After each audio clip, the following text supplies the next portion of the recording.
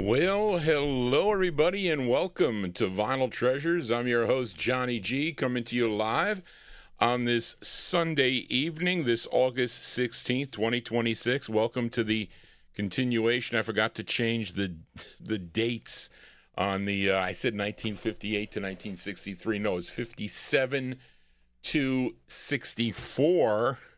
I'll change it. I'll change it after it posts. I didn't want to touch anything. I set my mother up downstairs with the PC. But I'm back here to play your requests. I have a Collector Corner record in the 1960 block, and I have a. I only got I couldn't fit a lot of bonus stuff in tonight. I got too many requests. I got to talk fast here, and we opened up with a flip side request for oldies fan Joseph Smith in our YouTube chat room. Now, last week, I featured the Rockin' Saints, a group out of Fort Lee, New Jersey. And last week, Joe requested the vocal side, from September 1960, called Cheat on Me. Cheat on Me, Baby. That was on the Decca record label. The flip side, a cool instrumental, let's see, written by, I think these are the band members here, William Crandall Jr. and Hayden Brown, and Frank Triolo guitar. Well, maybe these are all the band members here. We don't have to read that.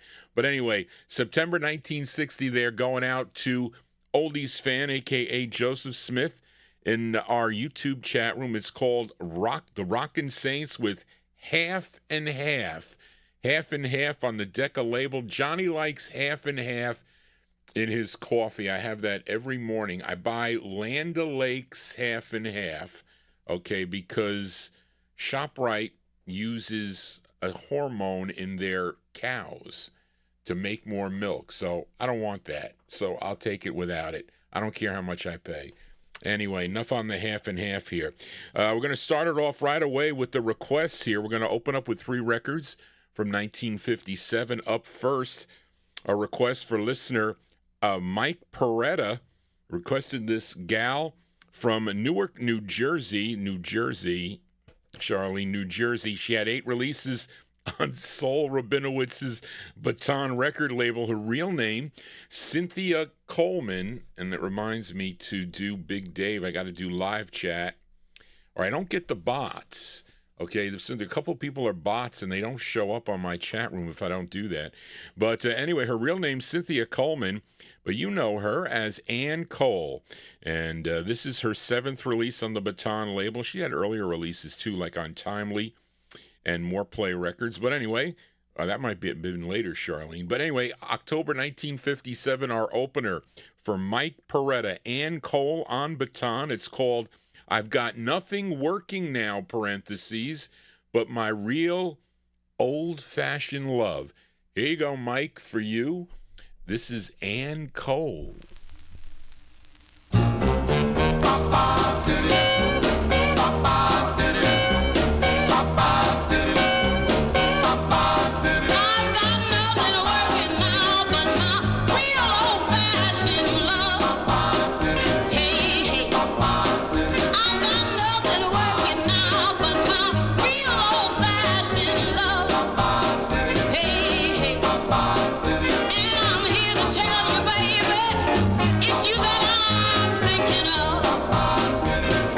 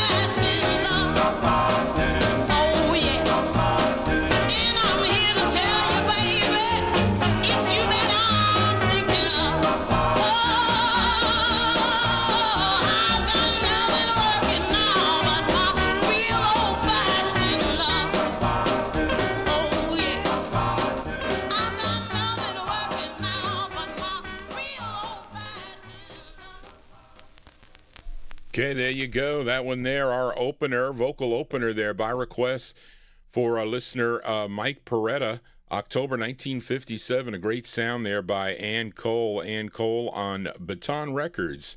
And a song entitled, I've Got Nothing Working Now, parentheses, but my real old-fashioned love. She's got some groups backed her up. I think the Suburbans on a couple of her releases there, but she's a great singer, Ann Cole. Let us continue here in the 1957 block. Got two other records here. Let's fill a request now for Daddy Cool here. Is going to be dancing to this tune. I'm sure you did dance to this record back in late 1957 into 1958 because it was a big hit for this guitarist-songwriter from St. Louis, Missouri originally. Okay, and his name is Chuck Berry. This was his sixth release for Leonard Chess's Chess record label, and it's a tune he actually wrote, I think, the majority of all his tunes. Chuck Berry Music is his publishing, but I think he performed this in the movie Rock, Rock, Rock, if I'm not mistaken. Charlene doesn't have any chart action for this. Should have had it for this one here, but this was a big hit for him.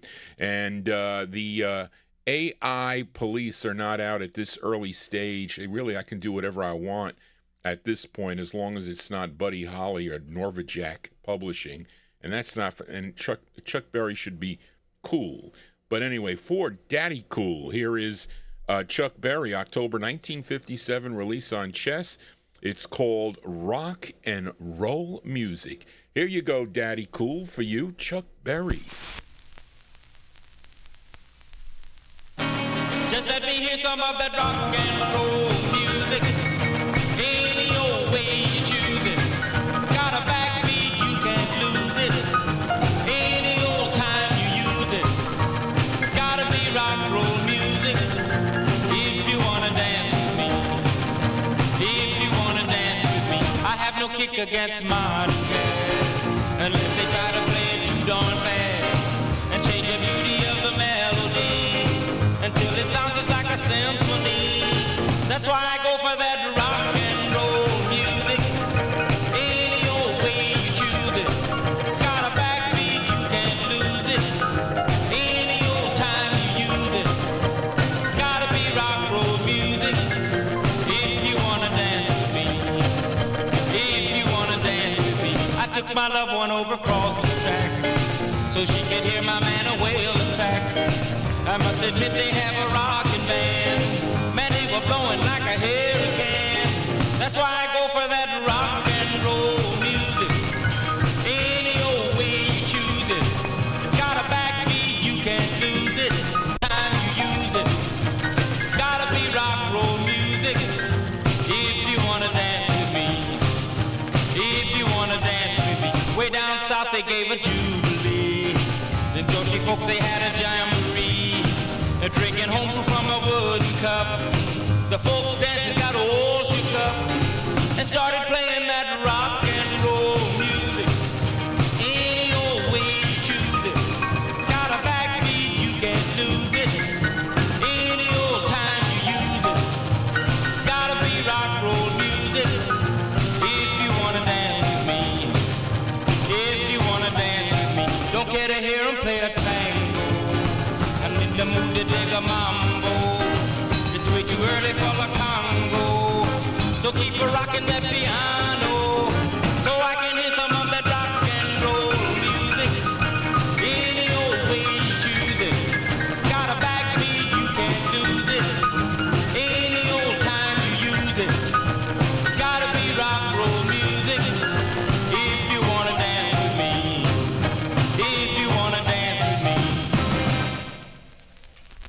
Okay, folks, there you go. Sorry about that. My knee hit the table. My sister comes running upstairs telling me that, Ma, when you, this is to my mother who is downstairs watching this. When you scroll, Ma, when you scroll on the screen, do not scroll on the right side because you're going to possibly delete messages. You have to scroll to the left side of the screen, not the right side. So where the chat messages are that go down here, do not scroll on that side, because it's gonna delete a message, because I'm the leader here. Use it to the left. She was all upset that she deleted somebody's message. I have to go back and check and see who was that. Whose message got deleted? My mother did that by accident. It was not intentional. But anyway, sorry about that. Hitting the table, it kind of jumped the record there. But that was Chuck Berry. Chuck Berry, October 1957. And he really did a great act when he would perform that duck walk that he did. I don't think I could ever do that. It would hurt my knees. But anyway, there you go. Rock and Roll Music is the name of the tune. That's on the Chess label, and this is a nice. This is a vinyl press. This and they could not print up enough of these records, because this also is on styrene. They got Columbia to press a lot of the records here for, and that's what they would do if there was an overflow. They couldn't handle the distribution. They would go with with a company like Columbia and agree to press up thousands of copies. Anyway, but I like the vinyl presses on the Chess label. And I'm wondering, there probably is a West Coast press on Monarch that plays probably better than that. Anyway, I'm babbling on here. Let us continue here. Let's fill a request for listener James Stone in our YouTube chat room. I'm sorry if I have not said hello to a bunch of people that have come into chat here. But say hello, and that's not intentional, folks. Really, it is not. But you all know this next artist. He is originally from Leesburg, Georgia, would move to New Jersey, Jersey City, New Jersey, where he was discovered in a club by a disc jockey by the name of Bill Cook, who eventually became his manager and got him the contract with Epic Records.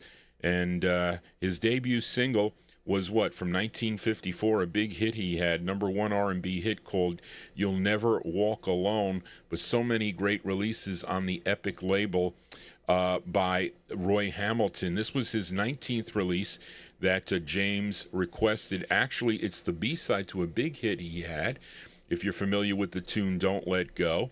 But this tune, written by Ben Raleigh and Don Wolfe, produced by Frank Hunter, from December 1957. This closes out the 1957 block of requests for James Stone. Let's give it a spin. Roy Hamilton on Epic. It's called The Right to Love. Here you go, James Stone, for you. Roy Hamilton. I didn't cue it up. What? Hold on. Okay, here we go.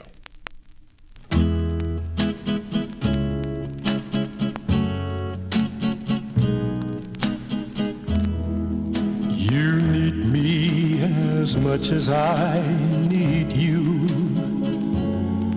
so we have the right to love. Our emotion is so deep and true that we have the right to love. We believe sincerely this feeling in our hearts. We belong together, and nothing can keep us apart.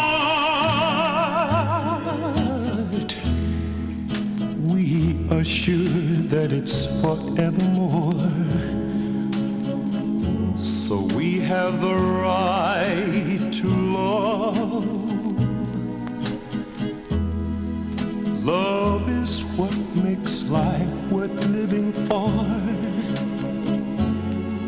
and we have the right to love. So let's start sharing the heaven that we've been dreaming of. Cling to me, darling. We have the right to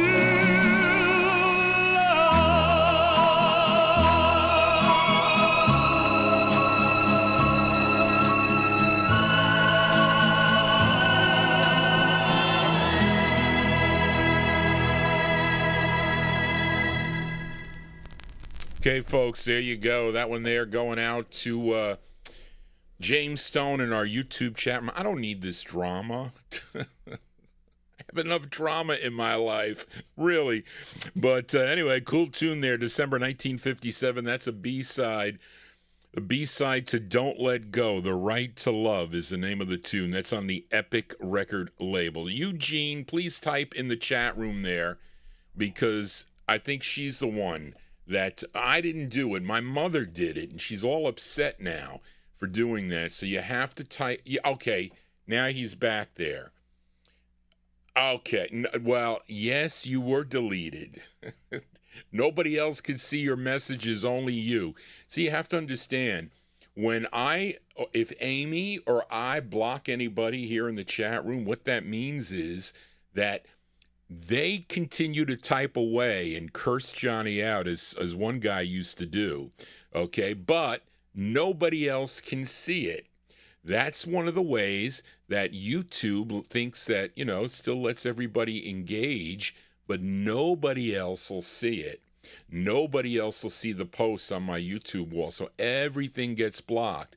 So you may not know that you're blocked, but other people will not see it, and you'll say, How come you didn't see my question to you? That's because it's blocked. And also, for anybody else that's in the chat room there, like let's say you might not want to see messages from someone or whatever, or you might not get along with somebody else that's in the chat room, you can block that individual yourself so you would not see any of those messages. They may eventually find out, because you'll see someone say hello to them, and then you'll see that they're not there, because that could happen also. And that's all right for people to do, but we have basically a very friendly chat room, and that is important. That's what I try to keep. I haven't seen Amy. I don't know what Amy's doing. Maybe she's at the beach. I don't know. But anyway, let us continue here for a Sunday evening, and let's fill a request for Casey Hines in Paris. Thank you, Casey, for your wonderful email today. He's thanking me, playing some records that he was surprised to hear over the last couple of weeks there. But, of course, Casey requested the Drifters on the Atlantic label. This was their 12th release for Atlantic, and this was number 58 on the Billboard chart, and it features different lead singers besides Clyde McPhatter. This time, Bobby Hendricks, great lead singer, here with the Drifters, a tune written by Jerry Lieber and Mike Stoller from May 1958. We are in the 58 block. Here are the Drifters on Atlantic for Casey Hines in Paris. It's called Drip Drop. Here you go, Casey, for you, the Drifters. Drip, drip, drippity drop. Drip, drip, drippity drop. The roof is leaking and the rain's falling on my head. Drip, drip, drippity drop. Well, the roof is leaking and the rain's falling on my head. Drip, drip, drippity drop. I cried so hard, teardrops on my bed. Drip, drip, drippity drop. Well, she packed up her clothes and she moved out on the midnight train. Drip, drip, drippity drop. Well, she packed up her clothes and she moved out on the midnight train. Drip, drip, drippity drop. You know this empty room is driving me insane. Flip, flip, flippity flop. Well, I'm sitting here drinking, thinking what I'm gonna do. Sip, sip, sippity sop. Well, I'm sitting here drinking, thinking what I'm gonna do. Sip, sip, sippity sop. You know the roof is leaking and the rain is falling through. Drip, drip, drippity drop.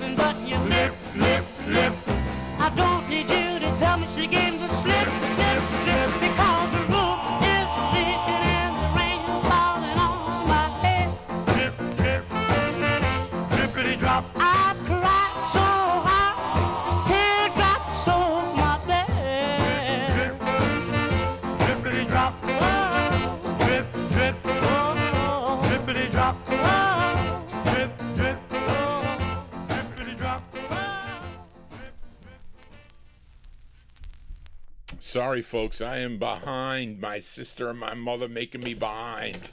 Getting behind the 8-ball here tonight. But there you go, the great sound of the Drifters. Bobby Hendricks, a great singer, had a lot of solo, great records on the Sue record label also, by the way. Great solo stuff. But there he is leading the Drifters. Jerry Lieber, Mike Stoller pen tune on the Atlantic label, May 1958. Drip Drop is the name of the tune that's going out to Casey Hines. Tommy Albergo, this is your favorite Drifters record? That's cool. Let us continue here. And sorry I didn't show you this one. This record could be considered a Collector Corner record, and it's a request for listener Bill Sheriff in our YouTube chat room. Now, this group is out of Springfield, Massachusetts.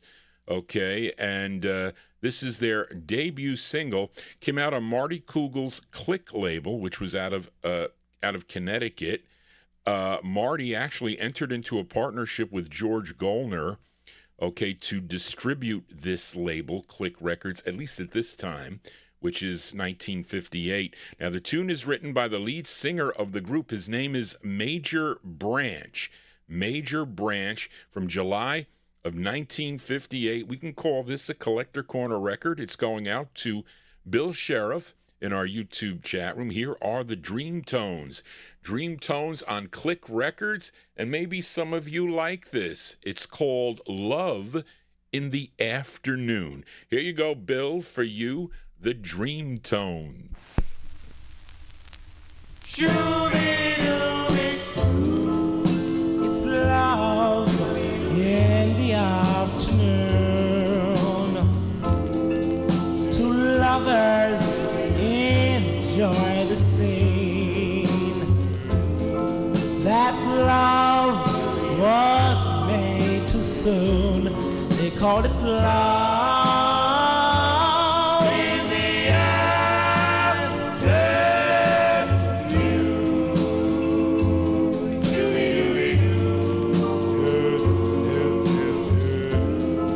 Don't cry, the one you love tells you she's found enough.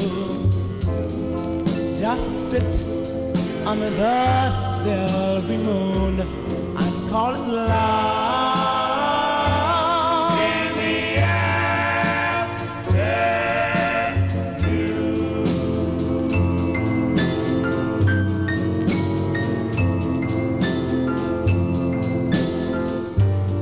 Don't let that love that stole my heart and bring those memories of you. Don't take my heart, don't take my love, I died.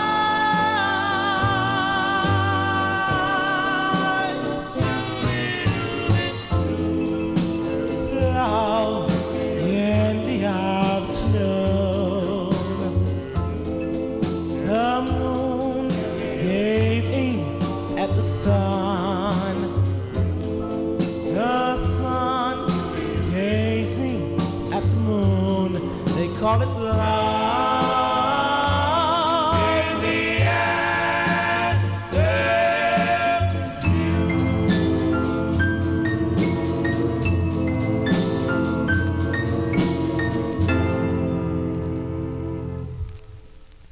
Okay, there you go, folks.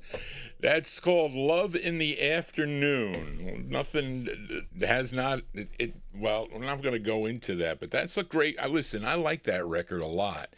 I do. Those are the Dream Tones there. That is Major Branch on lead from July of 1958 on the Click record label. That's Marty Kugel's Click Records. Love in the Afternoon by request for Bill Sheriff. I have to say, Gen X, who said that in here?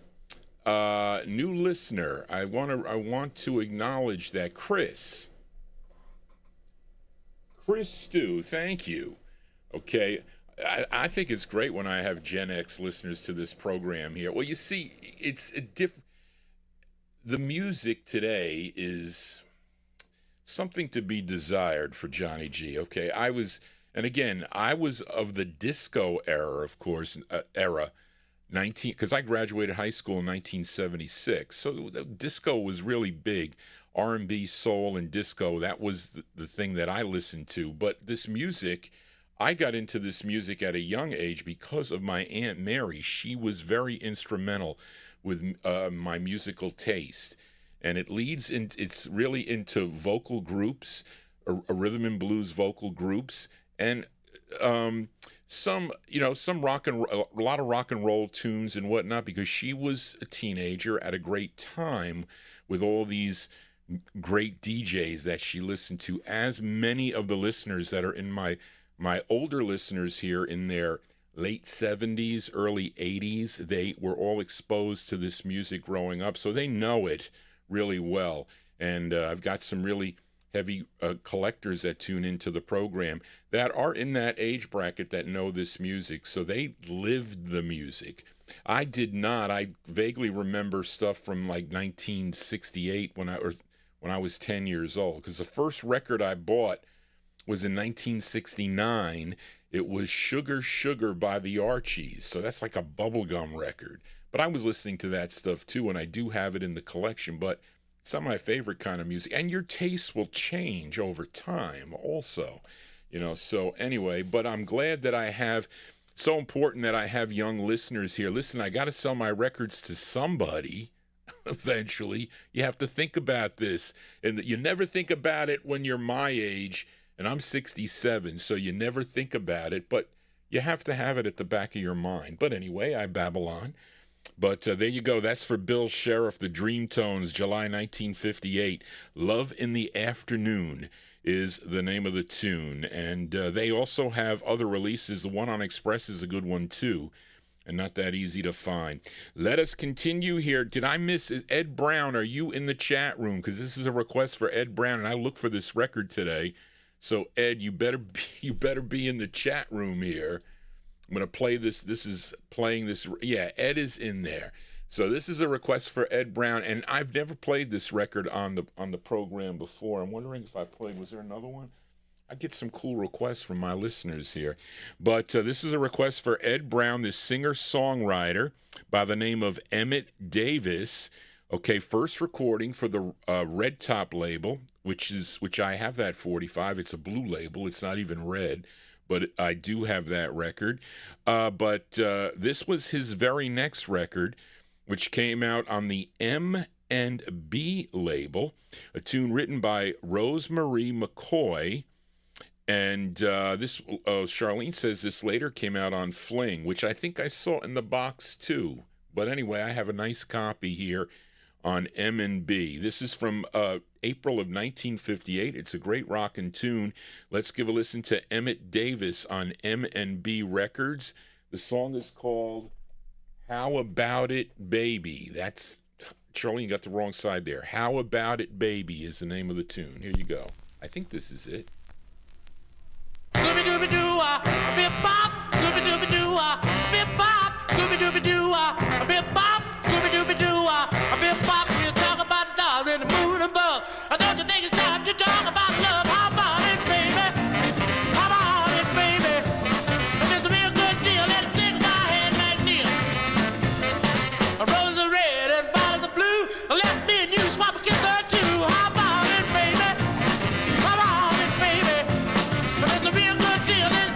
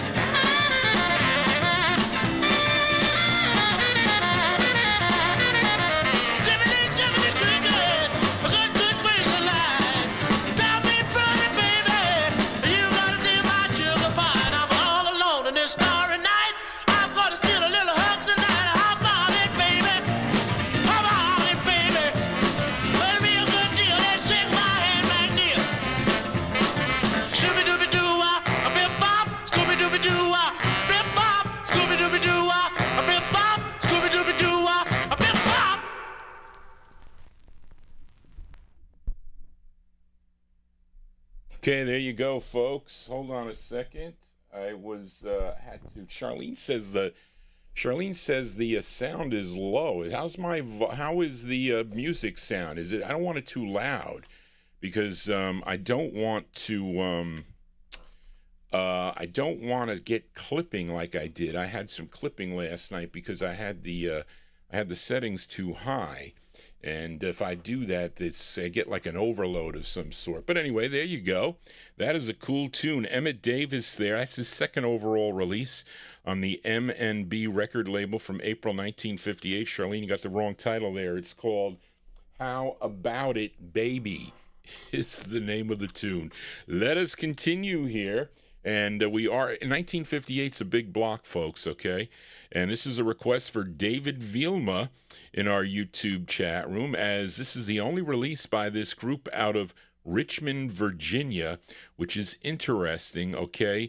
Because on June 30th of 1958, well, I should say, if you have a the Billboard magazine from June 30, 1958, that edition, there's a blurb in there that Arrow Records, a subsidiary of Bow Records, announced it signed 2 new acts out of Richmond, Virginia, and managed by WANT disc jockey Bill Gibbons. The acts were Dora Tapp, who actually has a record on the Arrow label, and the other was this group called the Chuckalucks. They were assigned to the Bow label, and the interesting thing is that Wayne Sterling, I don't know how. So Bill, you'll have to educate me on how Wayne became knowledgeable about that. Maybe he had this record, but he eventually secured the rights of this song and put it out. You may own this 45 on Candlelight Records. That was Wayne Sterling's label, because it is on the Candlelight label. But this is the original I'm featuring. I don't know which one is first because it's got one with lines and one without lines. I have them both, so I'm just playing the better condition one for tonight. Let's go to April of 1958 for David Vilma in our YouTube chat room. Here are the Chuckalucks. Chuckalucks on the Bow label. It's called Heaven Knows, parentheses, I Love You. Here you go, David, for you, the Chuckalucks. Heaven knows I love you, the angels do too. Heaven knows I love you, the angels do too. But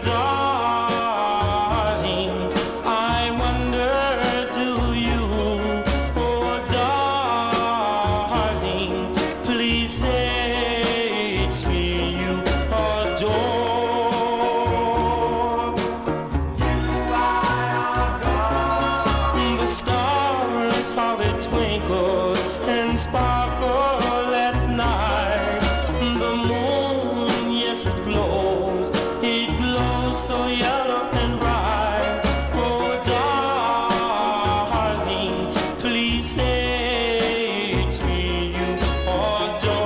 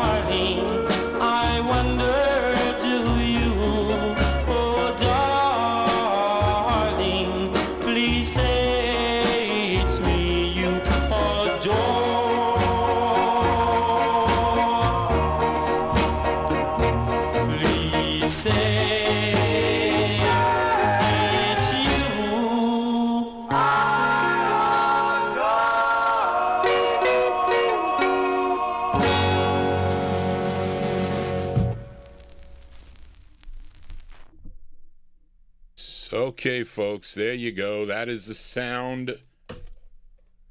Since the promos are, what'd you say there, Big Dave? Missing the lines. That is probably a good thing to say. The promo's missing the lines. I would say that is a good thing here. I don't know what's going on with my mic. But anyway, there you go. Those are the Chuckalucks there. The Chuckalucks, October 1958, on the Bow record label by request for David Vielma, a song entitled Heaven Knows, parentheses, I Love You. A great tune, great ballad. 1958 was that's the best year. Not because Johnny G was born in the year 1958, but I just think it's a great year for music. It was. Let us continue. So we still got more records from 1958, and let's fill a request for Daryl Letts in our YouTube chat room. Actually, this is a flip side, a B-side request, and I think I played the other side here for, I think when Dennis Fawcett requested a Joey D and the Starlighters, I think it was the Peppermint Twist that I played a few weeks ago. I followed it up with a record, actually. Even though Joey D was not on lead, he does get the name of the group is after him because he played his group was a self-contained group. They played their own instruments, but they had a lead singer by the name of Rogers Freeman. He was the lead singer at the time, and the first record that they did came out on the Little label in August of '58. The ballad side was called Lorraine. Daryl Letts requested the flip side, written by Joey D, and Joey D is playing saxophone on this. This is the up-tempo side. Ernie Cassini, he was, let me see, with Ernie Cassini tenor, Joey D baritone, Vinny Carrero bass, and the Catalinas, I guess, they were probably, I don't know if they were the Catalinas or they're backing them up. I don't know, but the lead singer is Rogers Freeman. August 58, Joey D and the Starlighters for Daryl Letts. It's called The Girl I Walk to School. Here you go, Daryl, for you. Joey D and the Starlighters.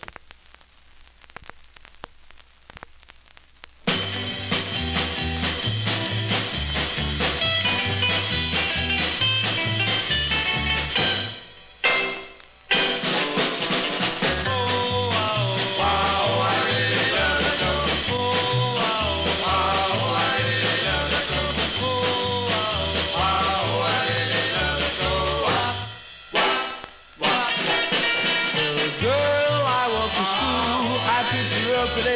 girl I walk to school, she's the girl in my dream. When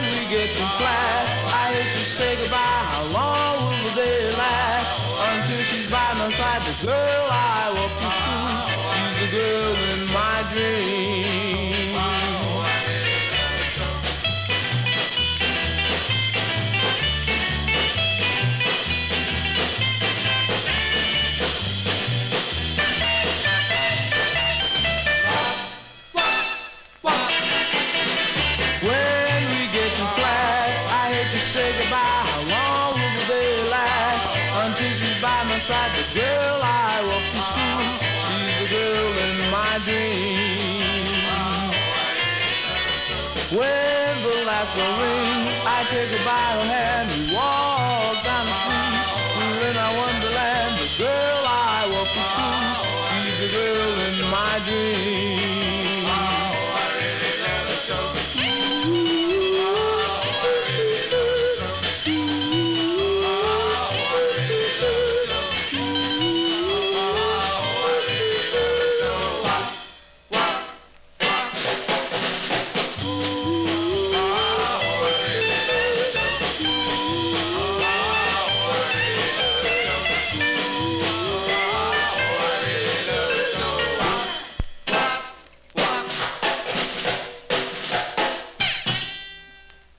Okay, there you go. There, the sound of Joey D and the Starlighters. Joey D and the Starlighters, David Vielma. Thank you for that. You are too kind, David Vielma. And I have to say thank you, David, for that. Much appreciated. You know, I have to say, my listeners, I have, not that I'm here to make money on my show. It's just a labor of love that I do. And I spend a lot of time doing it because I enjoy doing it. Sometimes I get a little frustrated because I can't find certain records. But anyway, David Vielma, one of my top listeners here to the program. I do have many. But anyway, but there you go. That one there going out to listener Daryl Letts. That is the B. I think that's the B side of this record. And if you're looking to buy this record, you're not going to find it. It's too hard. I mean, I bought it from somebody on eBay from Passaic, New Jersey. Of course, that's where I think Joey D was from there. But anyway, he wrote this tune, 814. I don't know which is the side. I would say that would be the side, 813. No, it's not. So 813 would be the A side. So Lorraine was the side they were probably pushing.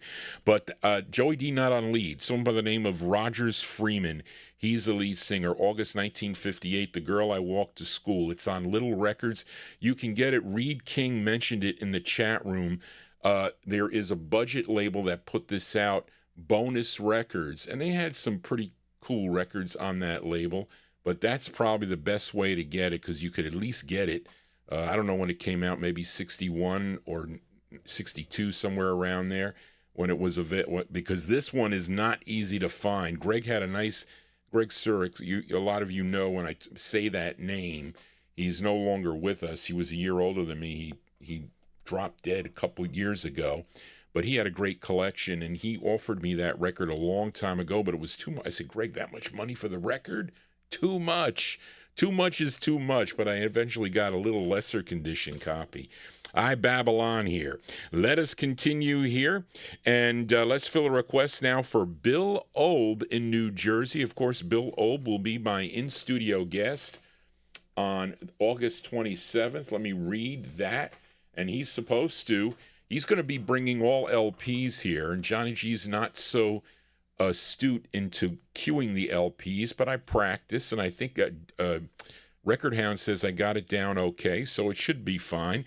But I will have special guest collector, somebody else, Husker, again. Thank you, Husker, for that. Much appreciated. Okay. Thanks. Thank you. Too good. You people are... listen, I'm so happy that people find enjoyment in this show. And I have to say, a lot of my listeners are suffering through very difficult times at this time in their life. So at least if this show can make it a lot easier, because I know personally a lot of you listeners that contact me and communicate with me that are having some difficulty now. The show is a big, big help. I'm glad that happens because music is...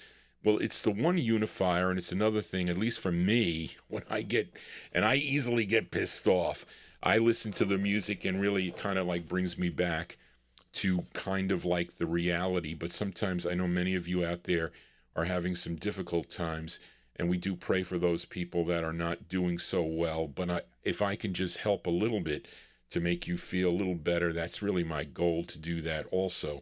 But anyway, Bill will be here. Okay, he will be my guest in the studio on August 27th, a Thursday, and that would be from 1 to 4 p.m. Eastern Standard Time, and he will present his original album-only tracks from 1960s artists, okay? They're not going to be the early 50s. They're going to be the 1960s artists with some bonus features. Okay, so mark your calendars, August 27th, 2026, from 1 to 4. It's on my YouTube page. You'll see it there. Okay, the promo's there. And the 60s artists include primarily vocal groups, of which many had hit 45 singles in the 1960s, but he will be featuring lesser-known things they did that were only released on LPs. So you're not really going to know a lot of these records, and maybe the AI copyright police will leave us alone that day. But the album tracks are from both a Bill Olb's collection and a Gordy Freeman's collection. And I said Bill puts in here that the sound quality will be high grade because Bill only would buy pristine 45s and LPs. So all of Bill's records are clean in every sense of the word, and I know for a fact. Viewers will be provided background information on all tracks aired, including the visual of the LP and the cover. So mark your calendars for August 27th. And looking forward to have Bill here on the show. And of course, if you do miss it, because it is a day show, all my shows are archived. I will be having other guests here on the program, Karen Efron for one. And I'm talking with Dark Ride Dracula to be here potentially on a Halloween special. We'll see in another couple weeks. So it should be, well, I got to talk to him because Halloween falls on the 31st, which is a Saturday. That's my Saturday show. But he's involved in Everything Monster. Him and Amy are Andy and Amy. So it would be fun. They're saying that I have to get dressed up. I don't know. We'll see. I don't think there's a costume that can fit Johnny G. But anyway, at Babylon. But let's fill a request for Bill Olb. He requested the Blue Sky Boys. Okay, and this record released in November of 1974. This is on Sal Pasentino's Blue Sky label. Okay, and the Blue Sky Boys, even though it may sound like a group to you, it was really one individual that was doing all the vocals, okay? And his name was Dennis Ostrom. He was providing all the vocals, and Bill wants to send this out to you with get well wishes on your recent health issues. So hopefully you are doing better. But this is actually a cover of a 1954 tune done by the Angels, okay, that I have featured here on the program. The Angels on the, Grand Records, okay? But let's give a listen to this version as done by the Blue Sky Boys, a.k.a. Dennis Ostrom. He did this in November of 74. It's called Wedding Bells Are Ringing in My Ears. Here you go, Bill Olb, for you. What can this be that tortures me this way? Ding dong, ding dong, ding dong.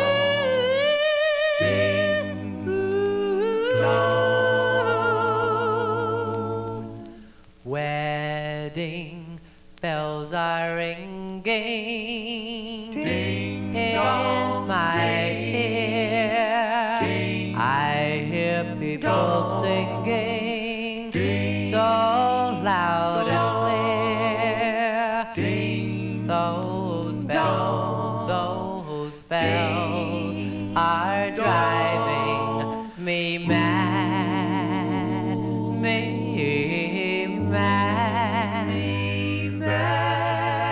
Can you hear them ringing in your ear?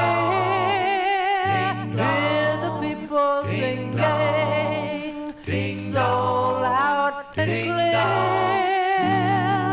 Those bells are driving me mad, me mad. What would you do if she told you that she didn't even love you after all you said and done? I cried.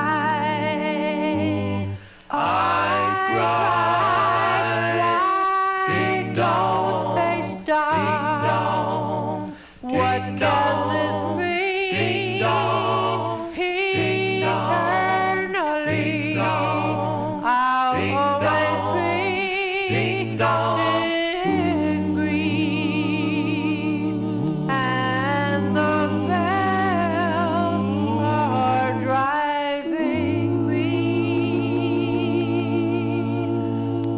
mad, driving me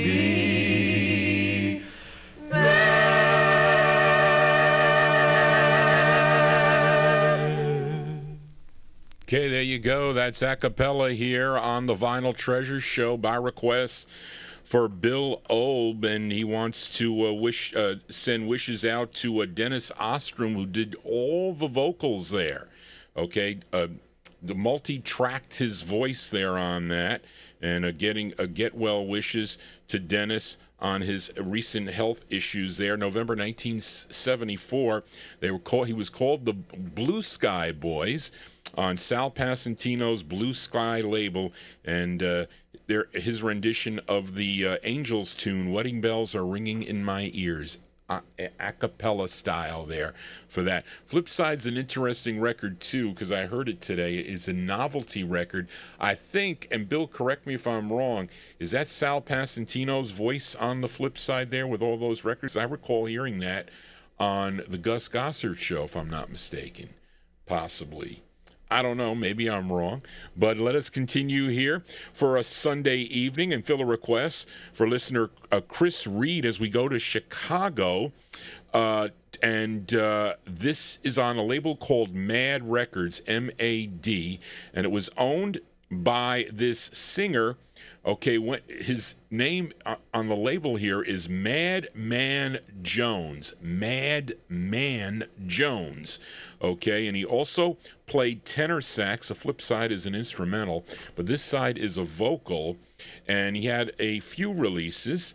Okay, this one released in May of 1958. His name is Thomas Jones, or really Thomas Madman Jones, and he worked out a deal with Bernie Lowe on Cameo Records.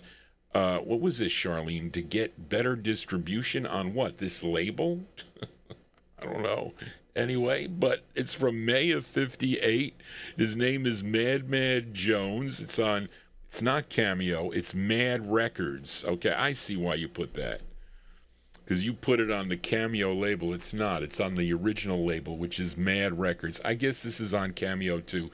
It's called Jess, it's Jess in parentheses, One Mo Time. Here you go, Chris, for you, Madman Jones.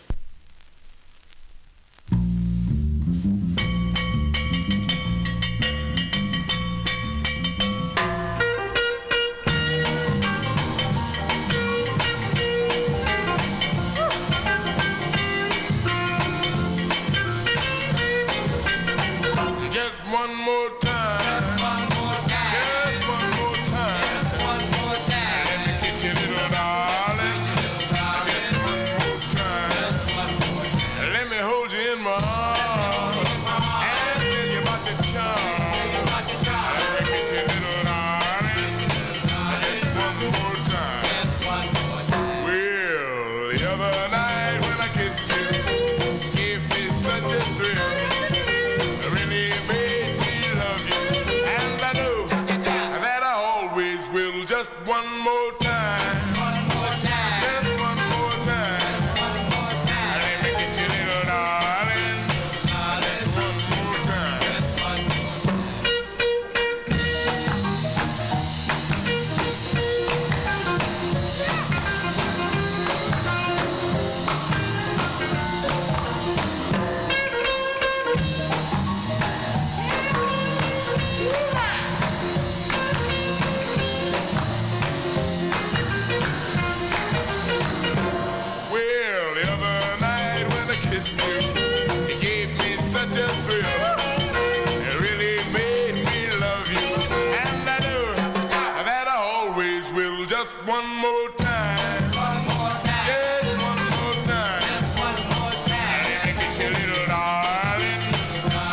one more time. Just one more time. Just one more time. Just one more time. Come on, baby, kiss him just one more time. Gee whiz. Okay, there you go. That one there going out to Chris Reed. That is the sound of Madman Jones, and that also is on the Cameo label. I understand. Charlene thought I was playing it on Cameo, but I'm playing it on the Mad label out of Chicago, May 1958. Just One Mo' Time is the name of the tune. He also had the he also recorded as Tommy Jones on the M&M record label and TNR label. M&M Records got a couple of rare records on there. I don't have that Little Prince and the Freeloaders on that label. That's a rare record. I have the Aqualos on that label, which is that would qualify as, I think I played that as a Collector Corner record, but not the other side. Anyway, let us continue here. And this is, we are still, is this the last record out of 58? No, it is not. But it is a request for listener Big Dave Swinger in our YouTube chat. And this group hails from Knoxville, Tennessee. First recording as the Five Pennies for Herman Lubinsky's Savoy record label back in 1955. When group member Clifford Curry left the group, he was replaced by, he was replaced by Benjamin Washington. Okay, and the group would sign with Arrow Records, okay, and with their first effort on Arrow Records, they backed up Freddie Scott, and then they had their own release, okay, this one here co-written by the lead singer. His name is Benjamin Washington. I think he has a distinctive voice. I featured him, I think on my Soul show for Frank Gingaro. He was the lead singer of the Four Pennies on the Brunswick label. I think it was 'Tis the Season. That is him on lead there, and here he is on lead here. Also the lead singer of the Four Jokers on the Sioux label. But anyway, this one from February 1958, and this was another song that Wayne Sterling leased, which is interesting. February 58 for Big Dave Swinger. Here are the chimes on Arrow. It's called A Faded Memory. Here you go, Big Dave, for you. Darling,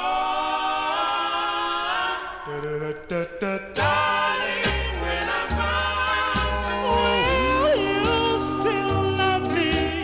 Will I be your love or a faded memory? Darling, say your love is mine always. 'Cause, darling, I love you so. Darling, when I'm gone, will you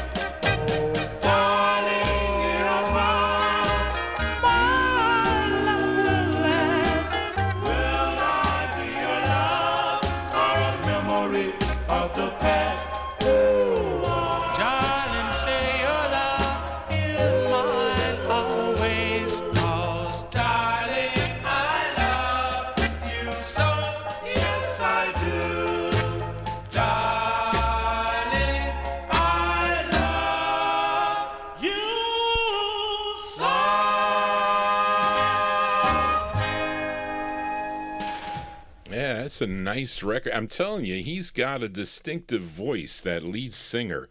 And that is Benjamin Washington on lead with a group called The Chimes, not to be confused with Lenny Coco and The Chimes. February 1958 on Arrow Records, A Faded Memory is the name of the tune. And again, Wayne Sterling leased it, I think, for some of his oldie compilation LPs, if I'm not mistaken. I think Bill told me that.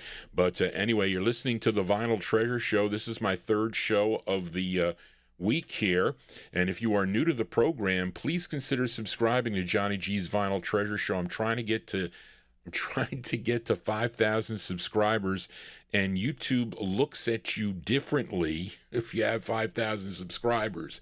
They give you a little bit more leeway before the AI police come out after you with these songs, because I don't have the rights to play these records, and they allow me to do that. The owners of the content, some of them are really nice because they share in, they're happy that I'm promoting their records. Others are not, okay, because they say, well, you know what, we'll let you play that, but we're going to collect revenue from your show. So we're going to have ads, and that's why sometimes you'll see annoying ads when you look at it on the archive. And really, it's the more watchers I have on the video, the more ads you're going to see. If you go to my older shows, you can go back to 2015, and there's not that many views. They will never bother you with the ads on those old things, but the videos aren't as good, and Johnny G's not on the camera at all. It's just, and listen, I just came up with this concept to do it.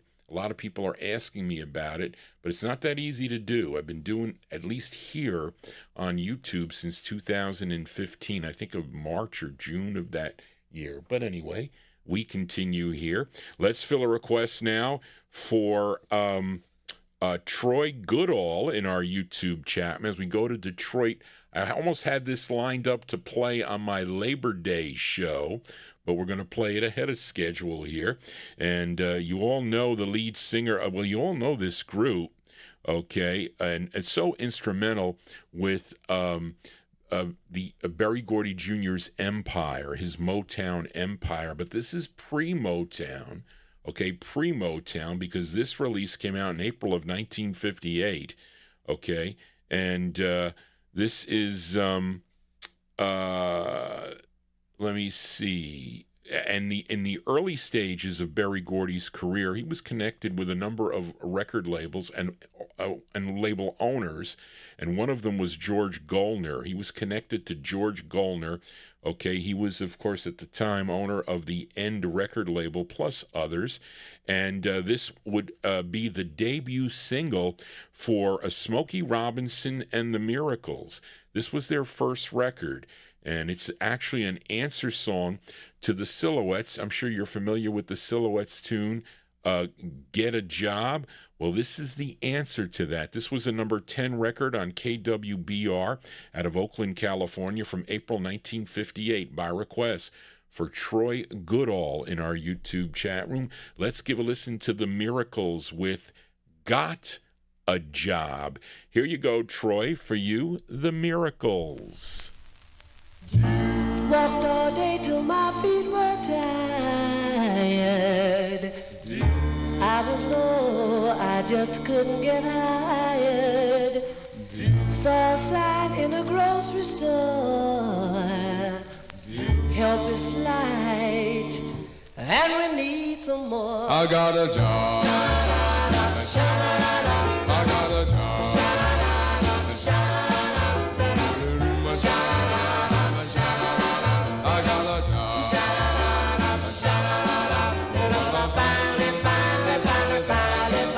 I got a job. You've been hounding me to get a job, well, I finally did, and the boss is a snob. He's on my back nearly all day long. It seems like everything I do is wrong, but I finally got a job. He said to me, get the boxes, take them to the basement, or do the job right, or I'll get a replacement. You get the mop and clean the dirty floor, and when you finish, wash the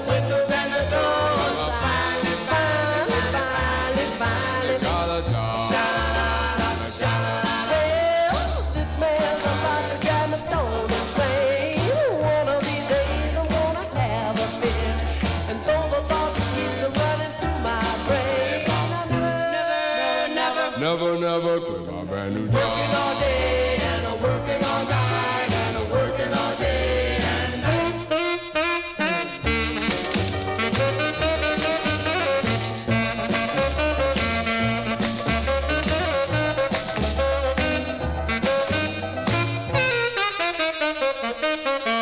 He says to me, Get the boxes, take them to the basement, and do the job right or I'll get a replacement. Get the mop and clean the dirty floors, and when you finish, wipe the windows and the doors. got a job. Well, this man's about to get me stuck on a train. One of these days gonna have a fit, and those are thoughts that keeps a running through my brain. Never, never quit my brand new job. All day and I'm working all night and I'm working all day and I'm working all night and I'm working all day and I'm working all night. Okay, there you go. That is the debut single for the Miracles, Smokey Robinson and the Miracles. That's on George Goldner's End record label. By request for Troy Goodall in our YouTube chat rooms. April 58 release. Although somebody wrote March on there, so maybe I don't know. I think that's a Ferdy Gonzalez date. I use Ferdy Gonzalez's disco file to date all my records, at least if there's a month there. And sometimes he's not 100% correct. He says he gets it from the, I go to I think it's ASRA, and you can see when certain records hits the charts, and depending on what where the records were originated from, they may have hit the charts earlier before they got to Billboard and whatnot. So it's good enough for government work, let's put it that way. April 1958, the Miracles there. Got a Job is the name of the tune. That one there going out to Troy Goodall. Let us stay in 1958 now and fill a request for King of R&B. Okay, and this 45 is out of New York. It's on a label called Beat Records, B-E-A-T, and the group is called The High Larks, H-I-L-A-R-K-S. And interesting, there are two publishers that are connected to other New York releases. Okay, one is Chico Music, that had two releases on the Sue label, one by Bobby Golden from April of 1957, and the other was the Matador's second release called Be Good to Me, which is a great record from September 57. The other publishing is Jason Music, that was associated with the High Fives on the Decca label called How Can I Win, and also Carol Stern and the Companions on the Dove label. So kind of interesting thing when I tried to research this record. And this release mentions both publishers. This tune is written by Gladys DeJesus, who wrote for Lionel Hampton and Veretta Dillard and the Clovers and others. So this is from August of 58. I don't know anything else about the group. They're called the High Larks on Beat Records, and it's for King of R&B. It's called Mine. Here you go, King of R&B, for you. The highlights.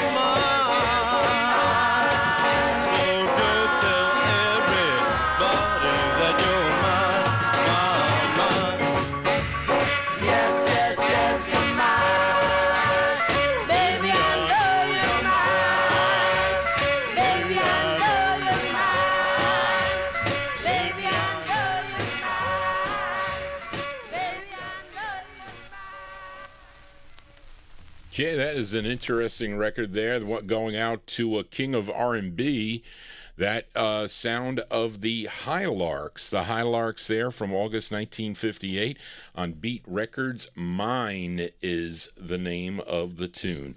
And let us continue here. We go to Philadelphia now with a request for listener Tommy Albergo in our YouTube chat. And this is another record that Wayne Sterling was involved in, but actually put out alternate takes on this on his Candlelight record label. But this originally released on the Rulu label, a great two-sided 45. The group is called the Vernals, okay? And this is the ballad side that Tommy requested. Charlene doesn't have the lead singer here. His name is, he has a release on the... on this Rulu label. I'm going to have to go to 45 Cat to check it, but this is June of 1958. Here are the Vernals on Rulu for Tommy Albergo in our YouTube chat room. It's called Raindrops. Here you go, Tommy, for you, the Vernals.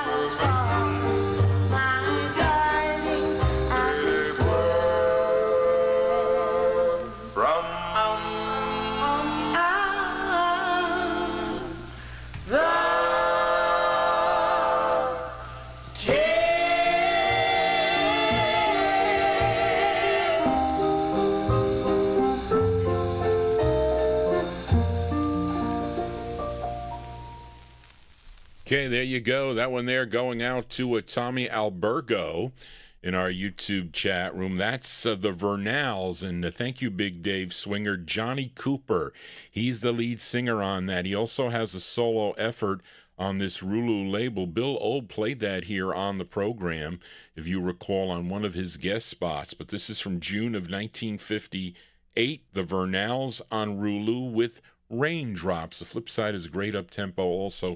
This is going out to Tommy Albergo. Let us continue here. Last record out of 1958, and it's a request for listener Delwood Jeff.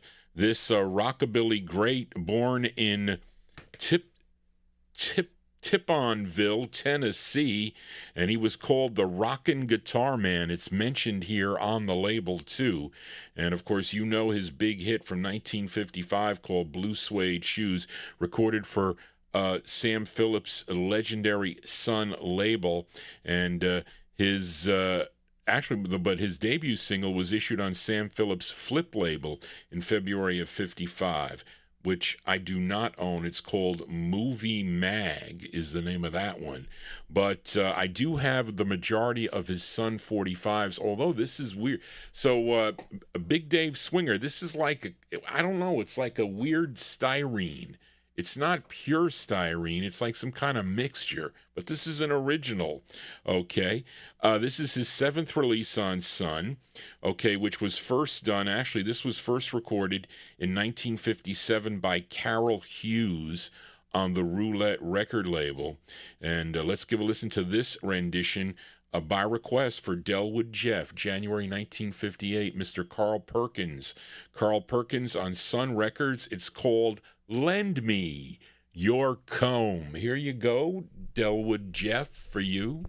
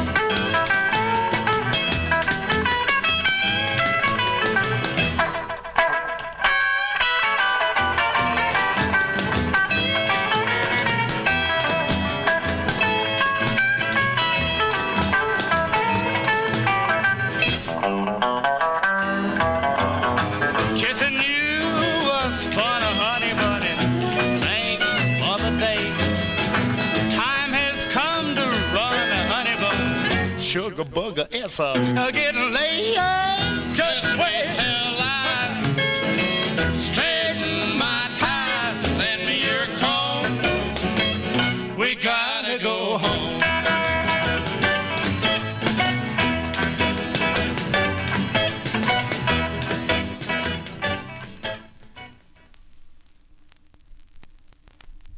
Okay, there you go. That one there going out to Delwood Jeff. That is the sound of Carl Perkins. Actually, Charlene, you're going to have to add there are two singers on that. That is Carl and his brother Jay Perkins on the vocals there from January 1958 on the legendary Sun record label out of Memphis, Tennessee.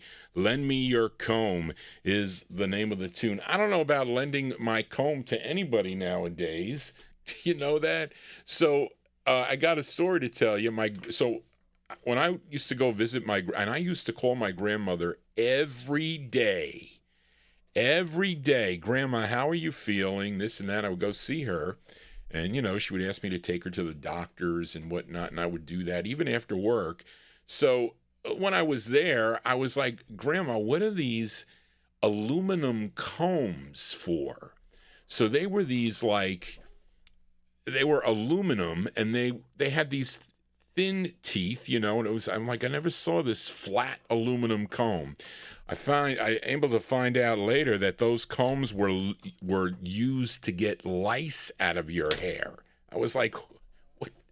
And if any kids showed up in school with lice in their head, they would have to send I never remember that when I was in school, but maybe back in the day, that was the deal. But that's why you don't. And I sometimes, when I go to my barber, I go to John the barber, I only make sure that he's there. And I'm like, John, should I bring my own combs here when I do this? I don't know. But anyway, John, is he getting off off the track here. Let us continue now. Let's fill a request for listener Dennis Fluharty, who is tuned into the program. And Dennis requested a B-side to this group's second biggest hit. If you're familiar with a song called Charlie Brown, Charlene, you got the wrong song there. I'm pretty sure, yeah, Charlie Brown, Charlene, not Yakety Yak. If you're familiar with a song called Charlie Brown, okay, which was a big #1 hit for the group, the flip side. Oh, wait a minute here. Wait a minute.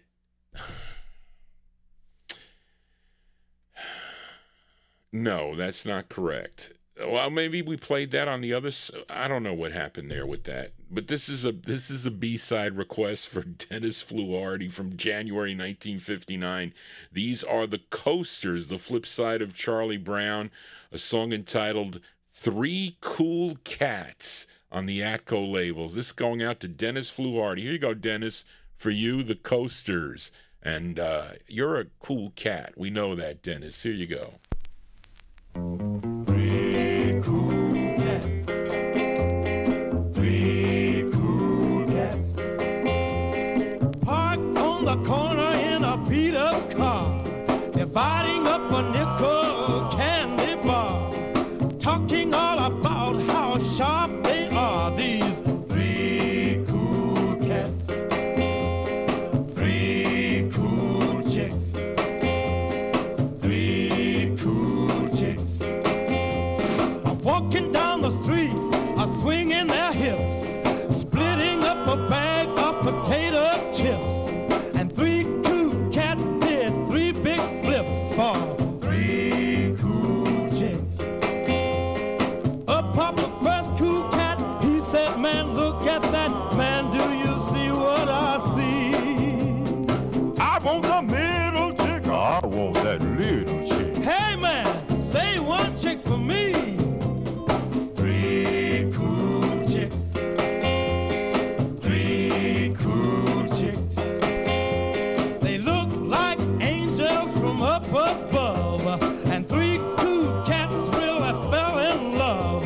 But three cool chicks made three fools of these. Three cool cats. Three cool cats.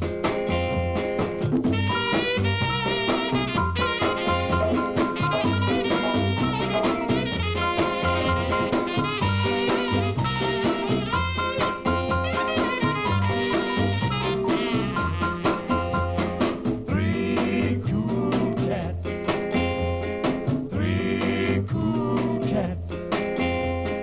Three cool cats. Three cool cats.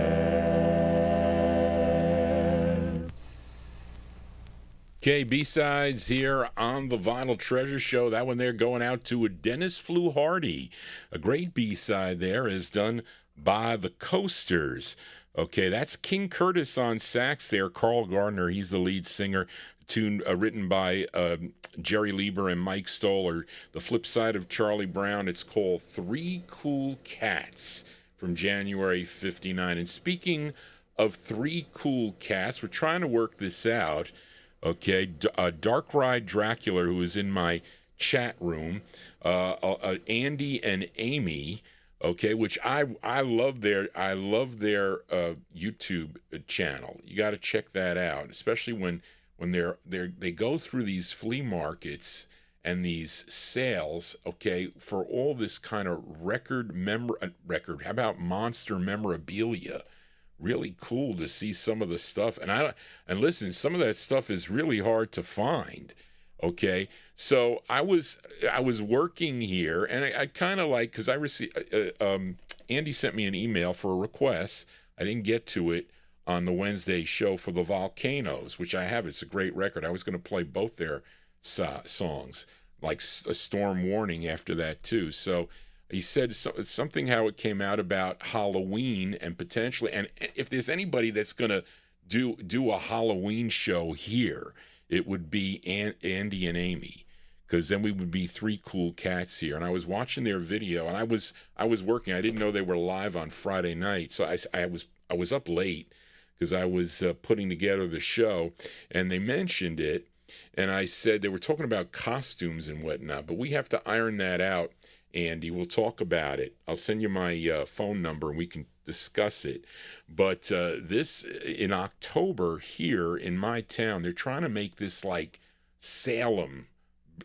They're trying to make it like the Halloween capital of the world, because there's all this stuff that goes on, you know, with the Legend of Sleepy Hollow and all that. It's a big thing, and we have this gigantic parade that happens, and I mean, it's like total gridlock here when that parade is. And I don't know when it's scheduled. You can go to the website and you can check it out, but they changed it, and they used to have a cool thing at the Phillipsburg Manor. It wasn't the Haunted Hayride, which is good too, where you'd walk through this maze, and it's on the grounds of the old Phillipsburg Manor estate, and where they show you how they used to do all these old things back in the day. And all these people would come right out of the woodwork, like up to your face, and you'd have to walk through. And it was always packed. And of course, the cemetery they have the old Dutch church there and all these old grave sites. And I'm telling you, it is a big thing all days long in October. But that would be really cool. There'd be three cool cats to have Andy and Amy here on the program. I have to change the studio up here. So I got three mics and whatnot. Haven't used three mics yet. But that would be very cool, I'd say. Let us continue here on the Vinyl Treasure Show. Fill a request now for Graylin in our YouTube chat room. This can qualify as a collector record as we go to Cincinnati, Ohio. Now, two members would leave Otis Williams Charms to form this group. They were Winfred Gerald and the lead singer. His name was Lonnie Carter. And they went to Eve Dodd's Esta label, which was out of Hamilton, Ohio. And they recorded as the Escos. And this is with music by the Swinging Rocks. And this one from July of 1959. This group would go on to record for Federal Records, but here are the Escos, a really hard record to find on the Esta label, going out to Graylin, a.k.a. G-Dog, in our YouTube chat room. It's called I'm Lonesome for You. Here you go, Graylin, for you, the Escos.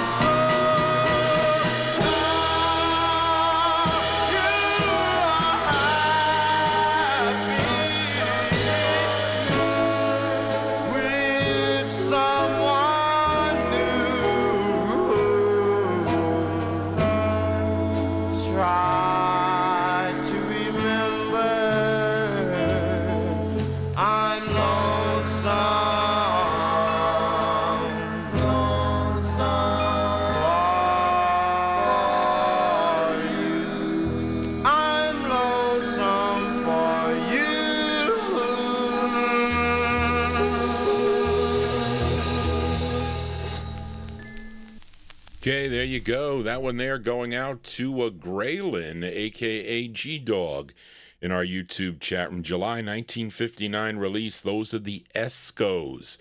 The Escos on Esta Records, and that is with Lonnie Carter on lead, ex-member of the Charms. I'm Lonesome for You. Phil, I agree, was sounding a little bit like Lee Andrews and the Hearts there on that tune. And they of course got some great records as the Escos, kind of getting into later on into soul records on the Federal Record label. Let us continue in 1959 and fill a request for listener Joe Carrera, this singer originally from, is it Gretna, Louisiana, Sam?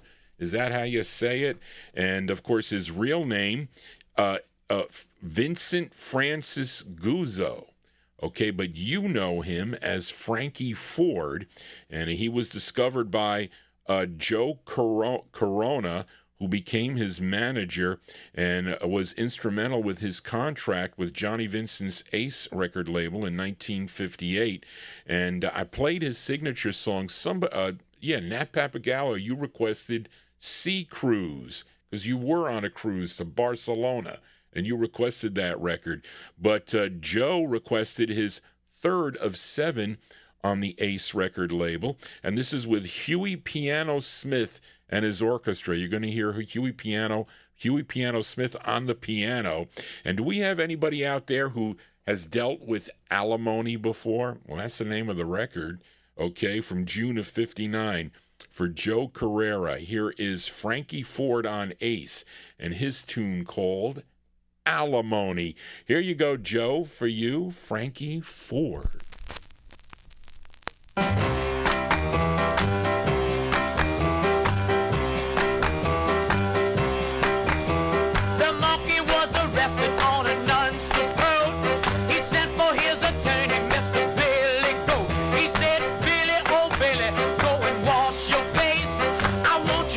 Good when you plead in my case. She want him under alimony.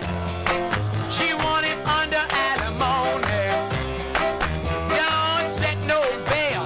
Give him 30 days in jail. She want him under alimony. The monkey walking coat looking at the judge. He rolled his eyes just like he had a grudge. Man, I say it was an awful shame when Miss Monkey took the stand. She want him under alimony. She want him under alimony. Don't set no bail. Give him 60 days in jail. She want him under alimony. She looked at the jury right dead in the eye. Even the judge began to cry. Round her head she had tied a rag of silk. She said, my daughter needs shoes and my baby needs milk. She want him under alimony. She want him under alimony. Don't set no bail. Give him 90 days in jail. She want him under alimony. Billy jumped up and began to shout. Man, let me tell you what it's all about. You convicted man, and it's plain to see. You got to serve your time and you can't get free. She want him under alimony. She want him under alimony. Don't set no bail. Give him lifetime in jail. She want him under alimony. She want him under alimony. Yeah, she want him under alimony. Oh, she want him under alimony. Hey, she want him under alimony. Oh, That one there from June 1959 going out to a listener, Joe Carrera, the sound of Frankie Ford, his third of 7 on the Ace record label. Alimony is the name of the tune. John G has never paid alimony. I don't know. Maybe if some of you have been involved with that. I mean, I don't like to have any kind of debt hanging over my head. When I would buy some of these rare records, I'm like, I can't deal with this. 30 days. That's it. Whatever my credit card said, 30 days, pay it off. I didn't like credit card debt at all. I tried to live within my means. Anyway, let us continue here. Let's fill a request now for Frank and Jerry Gingaro in our YouTube chat room as we go to the Bronx, New York. Okay, this is on William Maxwell's Munich label. Okay, and in December of 1959, High Weiss would purchase the master of this and put it out on his Barry label in I should say he bought this in 62, so you may have this on the Barry label, but this is the first label that I'm featuring on Munich Records, and I know of only two members of this group, Clinton Holland and Albert George, who was the bass of the group. They were members of the Harmonaires that recorded for the Holiday record label.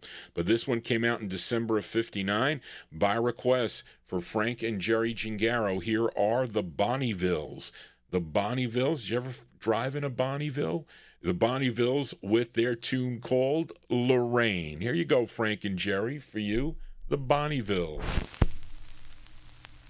Seated so close to you on a crowded subway car, Whip, whip. afraid to touch your hand, you seem so very far. Don't even know your name. Just for now, I'll call you my Lorraine. The train come to a stop. You get up and you leave. I like the way you walk. You move with ease. Don't even know your name. Just for now, I'll call you my Lorraine. Well, your hair is like the sun by day, and your eyes are like the moon by night. Well, I don't even know your name, but just for now I'll call you my Lorraine. Well, I think of you every night. Oh, I dreamt I was holding you so tight.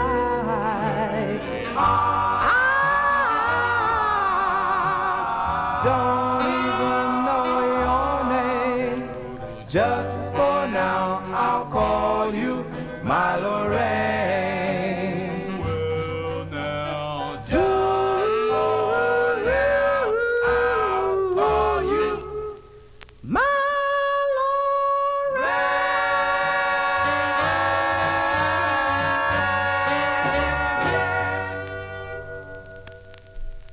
Okay, there you go. That one there going out to Frank and Jerry Gingaro in our YouTube chat room. Great ballad as done by the Bonnievilles. Bonnievilles from December 59. That's on Munich Records. Lorraine is the name of the tune. Yes, Tommy Albergo, a great two-sided 45 on that. You would hear that record quite a bit here in the 1970s on the oldie stations here. The collector stations, even CBS FM, Norman Knight would play that a lot. And so I was, learning about the music. I wrote that down. It took me a while to find a nice copy of that record, though. We are in the 1959 block. Let's fill a request now for listener Kid Kilowatt. And this, as we go back to Louisiana now, recording in this singer recording two singles on Carl, on Carl as the Twisters. Then in 1959, this is actually a B-side. He did have a top 20 record with a song called This Should Go On Forever, originally on the Gin label. And I have it on Gin Records. I just didn't have time to look for it. So I found my Argo copy of this, and I don't think I've ever played this side of the record before. Now, this singer, his name is Rod Bernard. He at the flip side of this should go on forever. Dick Clark had him on, I think, the Saturday Night Beach Nut show back in 1959. And so the record really took off after that. But this is the B-side. It is a killer up-tempo. It's a song he wrote, and this is from February of 1959 by request for listener Kid Kilowatt. Rod Bernard, and there's a group on the Gin label. I forget their name. Big Dave, I know you know it. This is on Argo Records, not Atco. Argo Records. It's called Pardon, Mr. Gordon. Here you go, Kid Kilowatt, for you, Rod Bernard.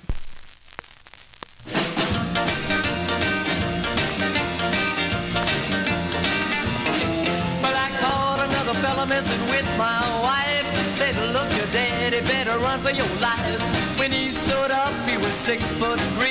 When 200 pounds, that was enough for me. I said, pardon, Mr. Gordon. Yes, pardon, Mr. Gordon. Pardon, Mr. Gordon. Be born and I'll leave you be.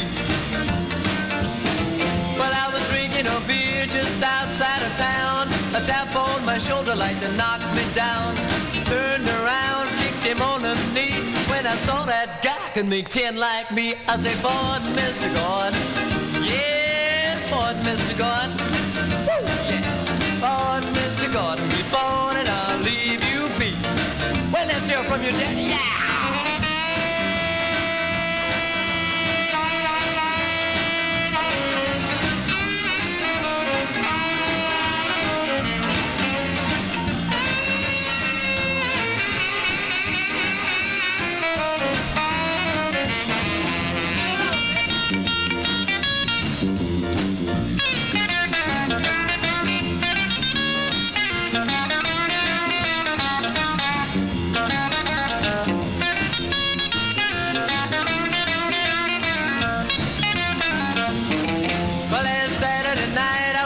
Down the street, I stood in a truck like to run over me.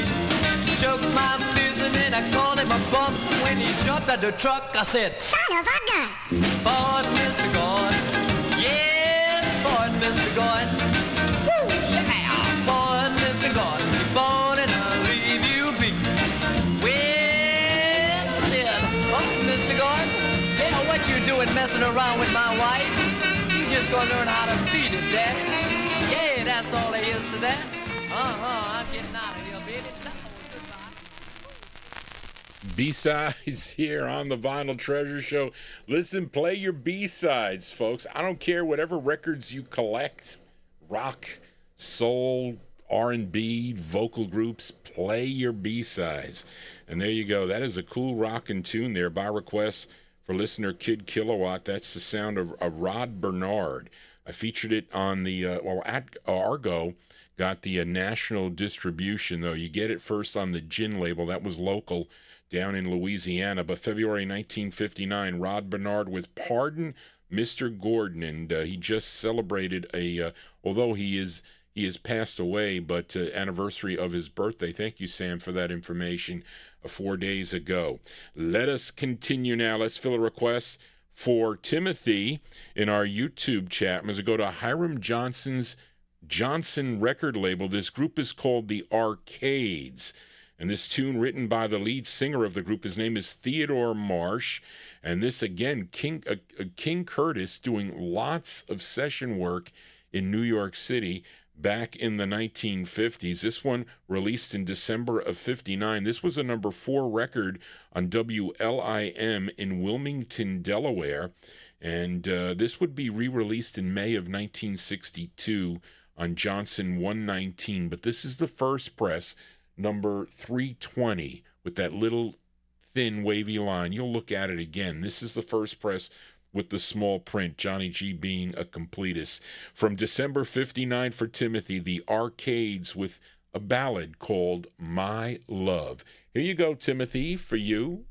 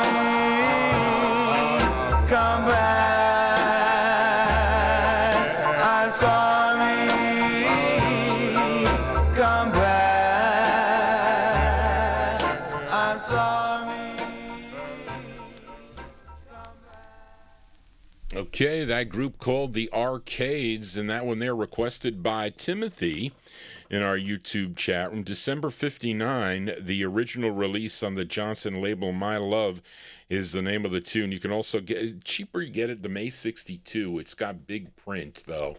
But that was the one that was sold in Times Square Records back in 1962, a repress on Johnson 119. Let us continue here, and let's fill a request now for David Milfred. Wants to send this tune out to Amy King. This is actually an instrumental B-side here, okay, by a group called the Investas, Investas, the Investas. This is on the Dart label, which was out of Houston, Texas. It was owned by Harold W. Pappy Daly. Okay, now the A side of this is an interesting tune, kind of like a bopper or kind of rockabilly tune called Payola, as the group is backing up someone by the name of Ben Took. Ben Took and the Investas, and this is called Payola, believe it or not. But this side is the instrumental, and let's see, this written by Bob Sullivan, George Campbell, and Major Bill Smith, who I think had some own record labels too, if I'm not mistaken. But anyway, from December 59, by request for David Milford, sending this one out to Amy King. Here are the Investas on Dart with Blues in Echo. Here you go, David, for you.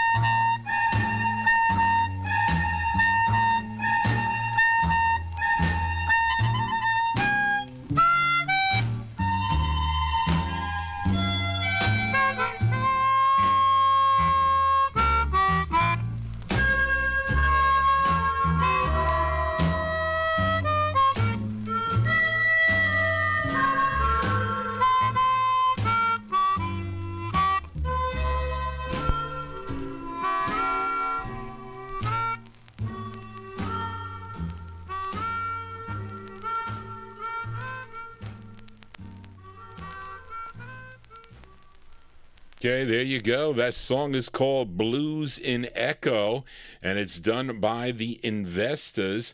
Came out in December of 59. That's on the Dart record label. A request for listener David Milfred, sending that one out to Amy King, a blues instrumental, Blues in Echo. Johnny G is not, well, I'm not echoing. Am I echoing? But anyway, let us continue here. I wasn't going to play this record because I couldn't find my mint copy. Now, you know, Johnny G has upgraded a lot of records. I have a lot of records here in the house here, lots of records. So I said, well, I'm going to have to resort to playing the lesser condition copy for listener John Cummins. But I like this song. This group is out of Akron, Ohio. This is on Al Silver's Ember Records, and they are called the Scarlet Tones, Skarlettones. And two of the group members, they were Ronald Mosley and James Porter.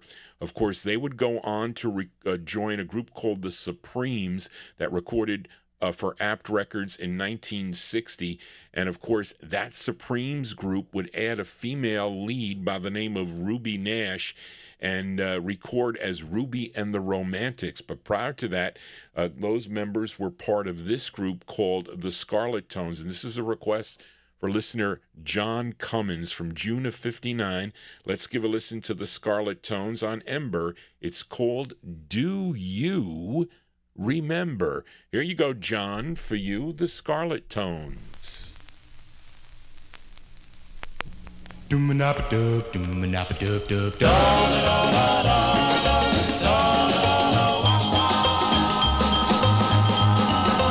Do you remember the night when first we met?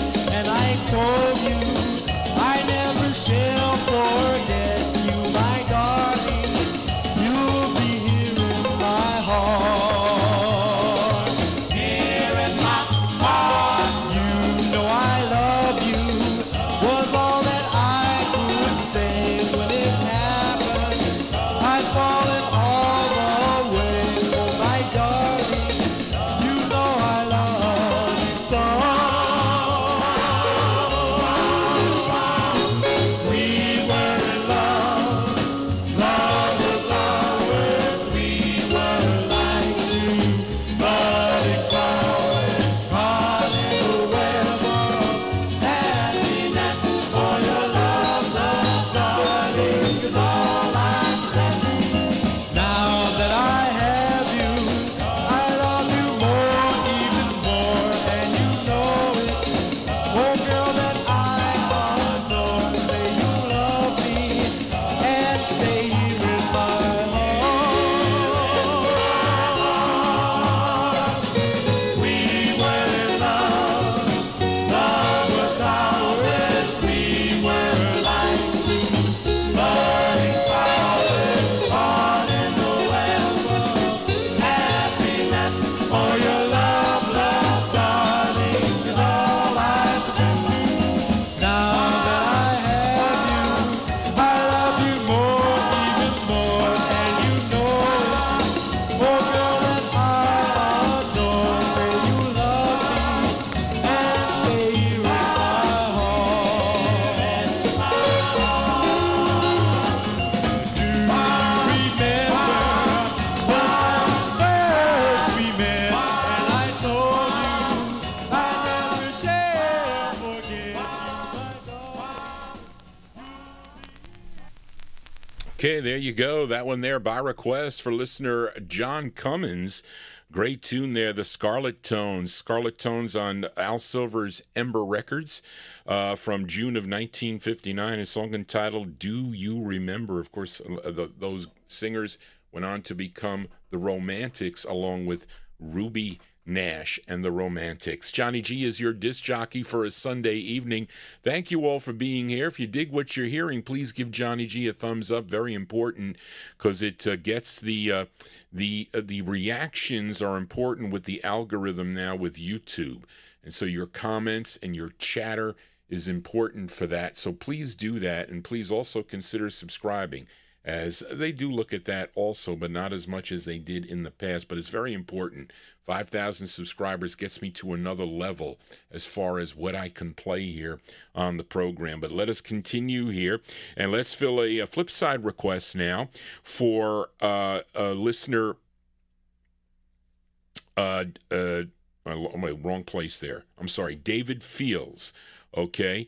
And last Sunday, I featured the A side of this, a really cool rockabilly tune called They Wanna Fight. And that was by Chuck Harrod and the Anteaters. Okay, they were out of Louisville, Kentucky. And on Ted Jarrett's and what is that? Anon? Or Andy and Reynolds, I don't know, Charlene, what that name is, on Champion Records out of Nashville, Tennessee.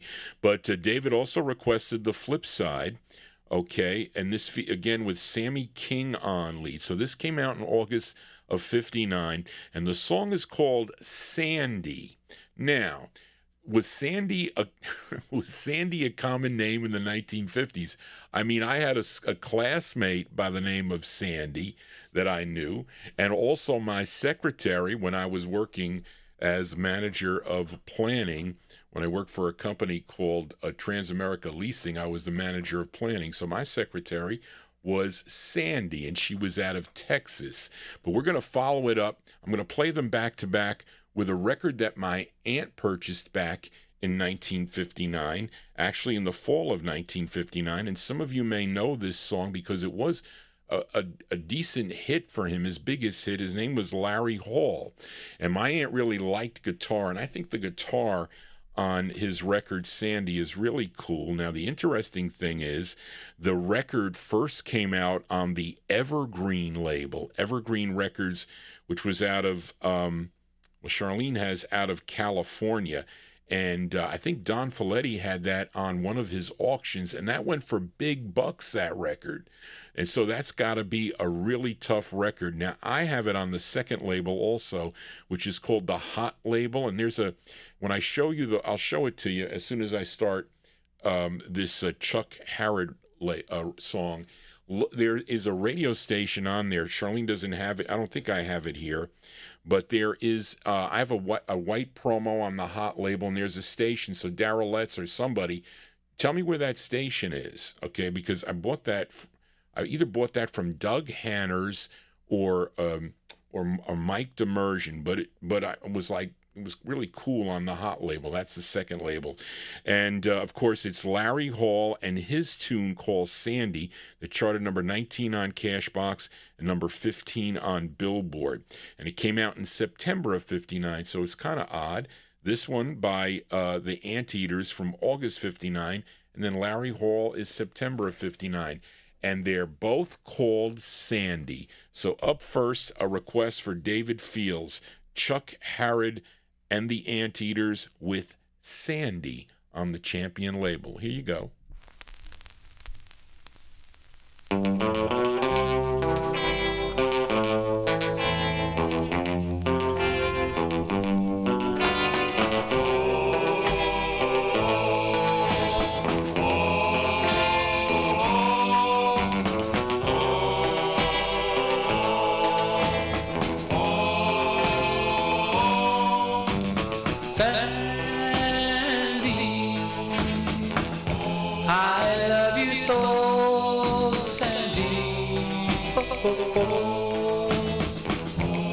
Sandy, please don't go. No, Sandy, I love you so. Sandy, I love you so.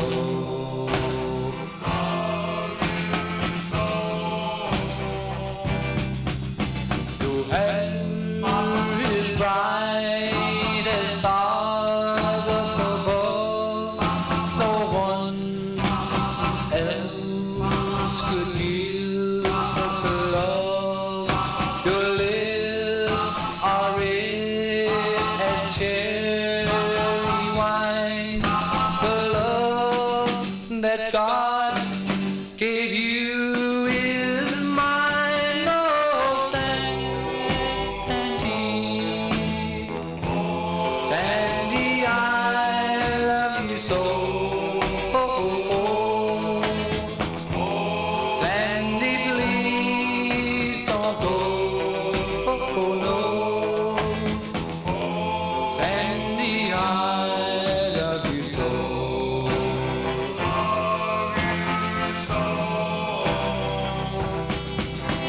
Her hair is bright as stars above.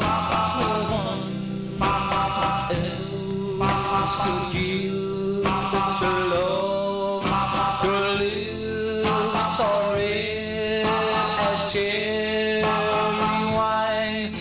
The love that God gave you is mine. Oh, Sandy, Sandy, I love you so.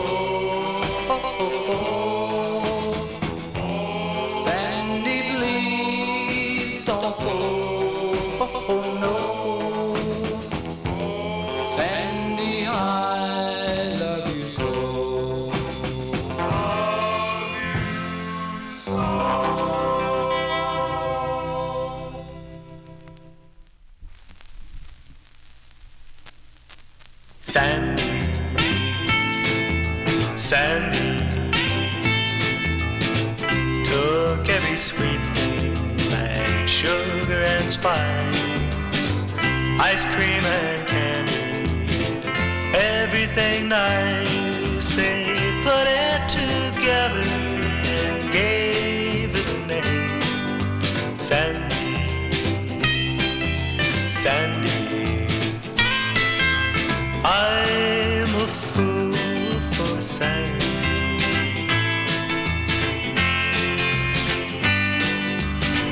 Her eyes are like heaven, her lips are divine.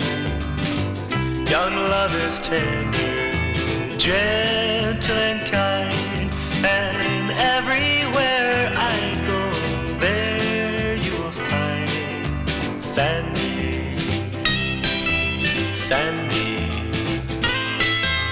I'm a fool for Sandy.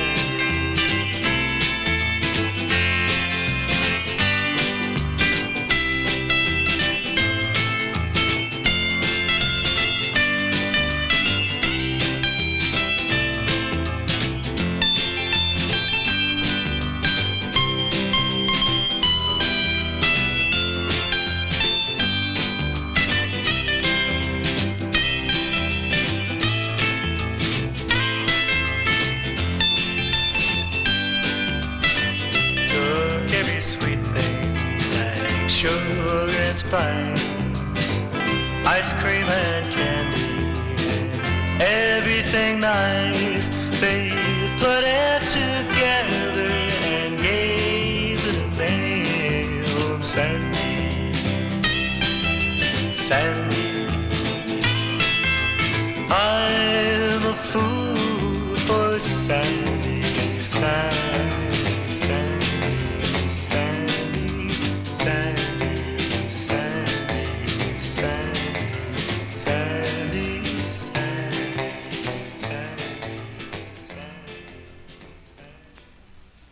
Okay, there you go. A couple of Sandys here on the Vinyl Treasure Show. And that one there, a decent hit for Larry Hall. Larry Hall, originally on the Strand record label. I featured it on the I should take it back. Evergreen Records is the rare one that goes for a lot of money. Then it came out on Hot Records, and then it came out nationally on the Strand label, September 1959. My aunt loved that guitar. She was, I like sax, but she liked guitar quite a bit. So she had a lot of sax records in her collection. I play them here on the program. But there you go. I like that guitar, that kind of tingy guitar. Larry Hall with Sandy, and prior to that we heard Sandy, a request for listener David Fields, Chuck Harrod and the Anteaters from August 59 on the Champion label. So two Sandys, and you're mentioning other Sandys in the chat room there. Let us continue here on the Vinyl Treasure Show. Now, on last week's show, someone came into the chat room and by the name of Gamboa and said, was it his grandfather? I think he said his grandfather was in this. I take it back, I messed up. That's the Storytellers. Let's backtrack here. We got I played a request for listener Davey Heck last week by Lincoln Fig and the Dates. Johnny G can't have any figs. They got seeds in them.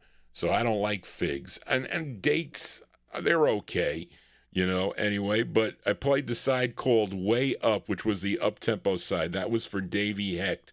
But Larry Neal, you made a suggestion on your sheet. I saw that, so it was an easy play for me to get this record. Didn't have to go far.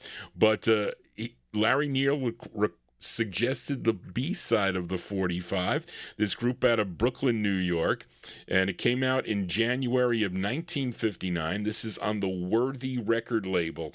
Let's give a listen to Lincoln Fig and the Dates, the flip side of Way Up. It's called Kiss Me Tenderly, and this is for Larry Neal in our YouTube chat room. Here you go, Larry, for you.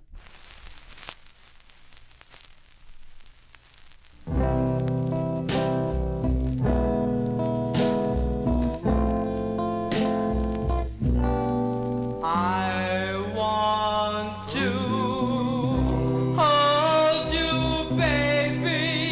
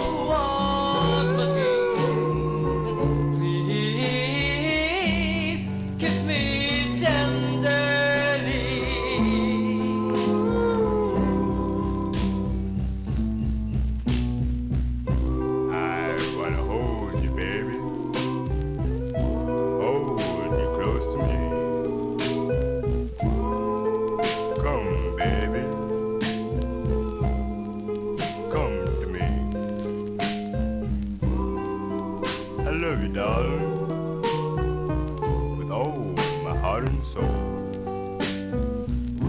Please kiss me tenderly. Deep in the heart, love gets a start. Love you, darling.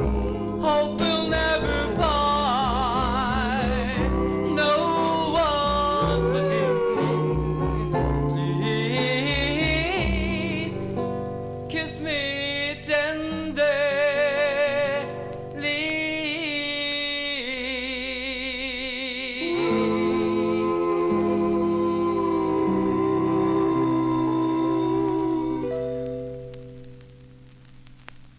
Okay, there you go. That January 1959 release there for Lincoln Fig, and the dates. That is Ivan Lincoln Fig Figueroa, or Figueroa on lead. Kiss Me Tenderly is the name of the tune. That is on the Worthy record label. Be careful for second presses on that with the big print. You want the small print, you collectors out there. Let us continue here. One more from the year 1960, and this is now last week in the chat room.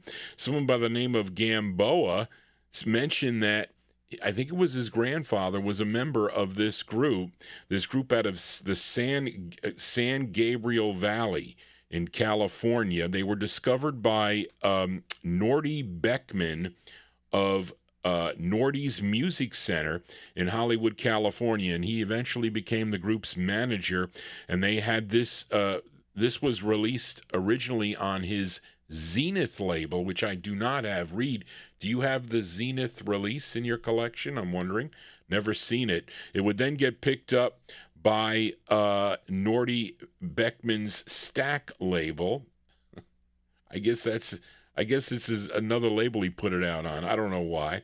And that's how I have it. Now, the lead singer on this, his name is Nick Delgado. Okay, and the group is called The Storytellers. It's not an easy record to find either. It's from October 59, and we'll send it out to Gamboa. The Storytellers on Stack. It's called You Played Me for a Fool. Here you go, Gamboa, The Storytellers.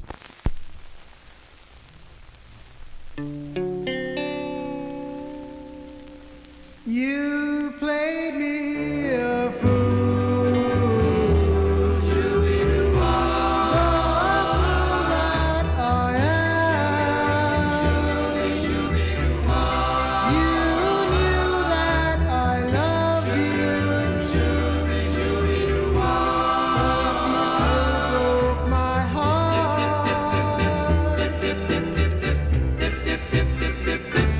I was the fool.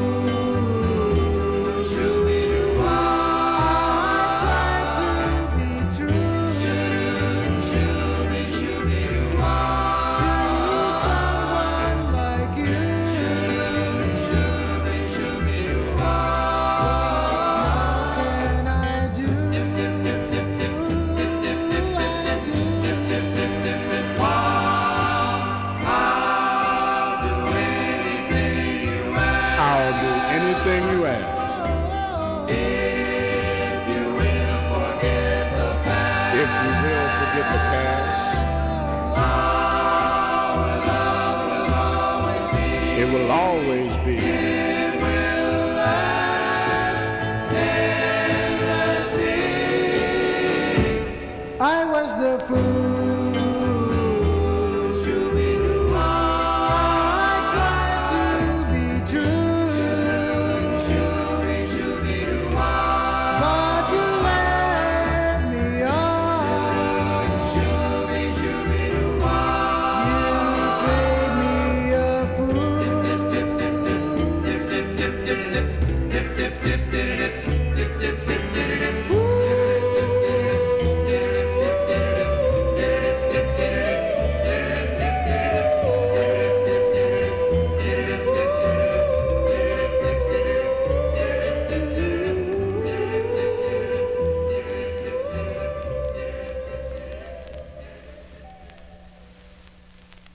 Okay, sounds of California here on the Vinyl Treasure Show. That one there for a Gamboa, who was his either grandfather or father, was in this group from called the Storytellers. Nick Delgado, he's the lead singer. October 1959, You Played Me a Fool. I said it wrong. I was kind of like talking into the... I didn't want to get played for a fool. Johnny G always gets played for a fool. But anyway, there you go. Let us continue here. Let's fill a request now for Gary McClendon in our YouTube chat as we move into 1960 now. And you know this duet, okay? This is their first of two for the Mercury record label. And the two great singers, Dinah Washington. Okay, she was originally from Tuscaloosa, Alabama, and Brooke Benton. He was originally from Lugoff, South Carolina. And let's see, this charted for them number 7 on the Billboard chart, and this was number 1 on the R&B chart. This should be interesting to see at this stage if the copyright AI comes after Johnny G. But let's go to May of 1960. Going out to Gary McClendon in our YouTube chat room on the Mercury label. Let's give a listen to Dinah Washington and Brooke Benton. It's called A Rockin' Good Way, parentheses, to Mess Around and Fall in Love. Here you go, Gary, for you. Dinah Washington and Brooke Benton.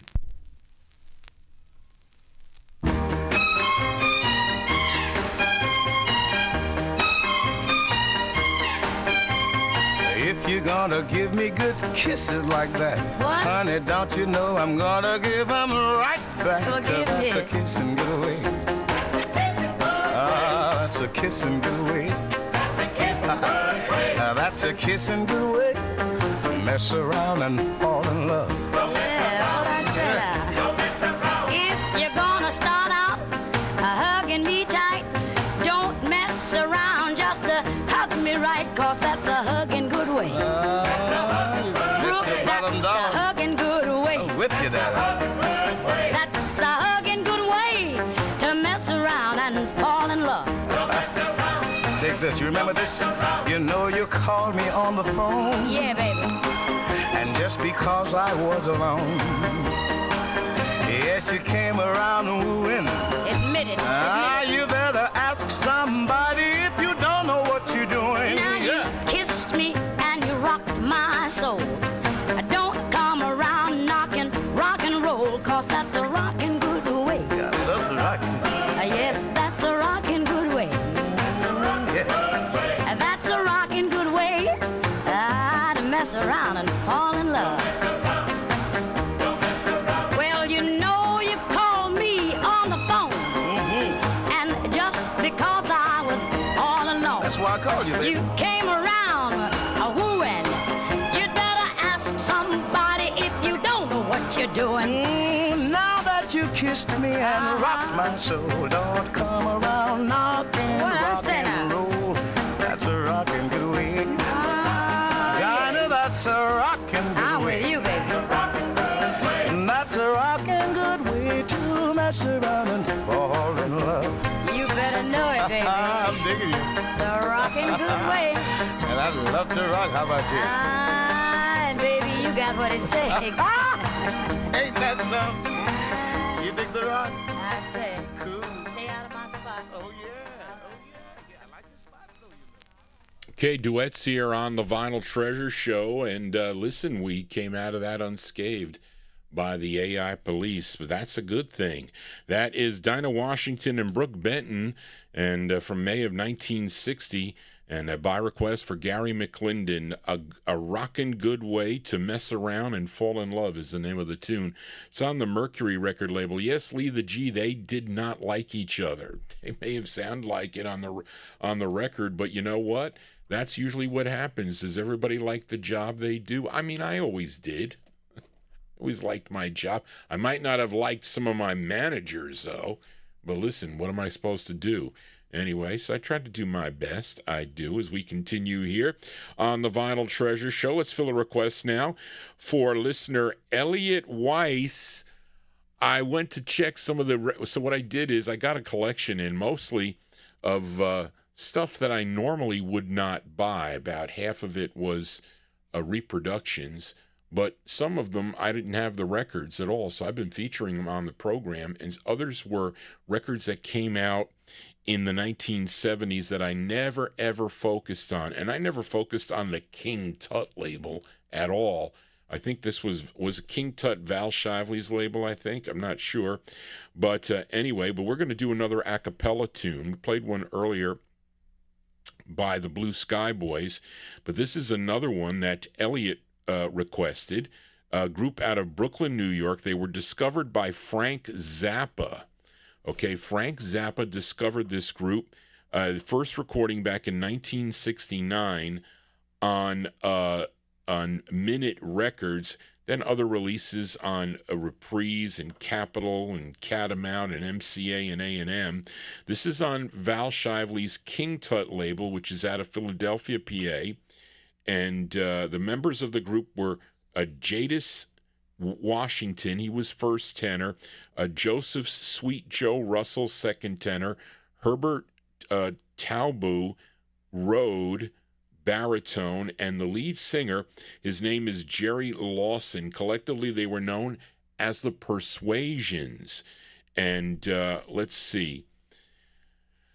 It features Jerry Lawson on lead and the bass, Jimmy Bro Hayes. Okay, and this is produced by their manager. His name was Stan Krause. And what else did I have to say about this?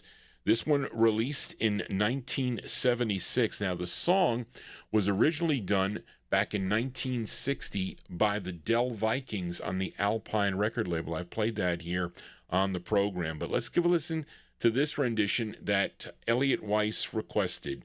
Released in 76, here are the Persuasions on King Tut and their rendition of the tune, The Sun. Here you go, Elliot, for you, the Persuasion.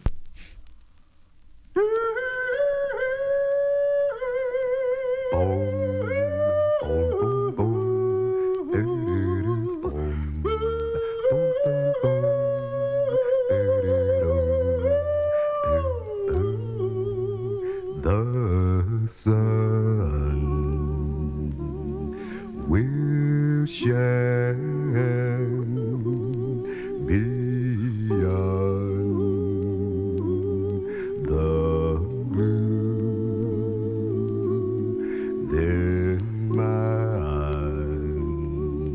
true love will come shining through. So come to me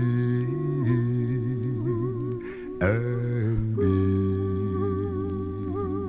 my love, for the sun will shine beyond the blue. Then my true love will come shining through. So come to me, hold me and be my love, for as long as you are mine, I know the sun will shine. Darling, regardless of rain, snow, sleet, or hail, as long as you say you are mine, that big, beautiful sun high up in the sky will forever and ever and ever shine.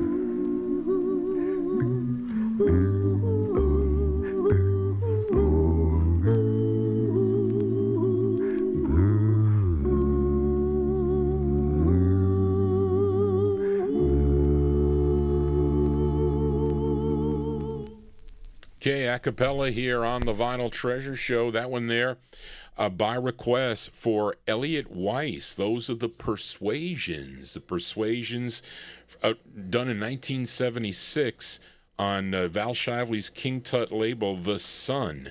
Their rendition of the tune, The Sun, going out to Elliot Weiss. If you would like to make a request on a future Vinyl Treasure Show, please email me at vinyltreasures@aol.com. That is the contact number. If I have the 45 and it fits the format, I will play it here. This show is a little bit expanded from, you got to remember, there are a lot more styles of music by the time we got into, well, that's 76, but we're in the 1960 block, okay? So in the early stuff that I play, you know, there was not really rockabilly and all that yet. It didn't happen. So that's why you're never going to hear that. You might hear it like in my last block of 1957.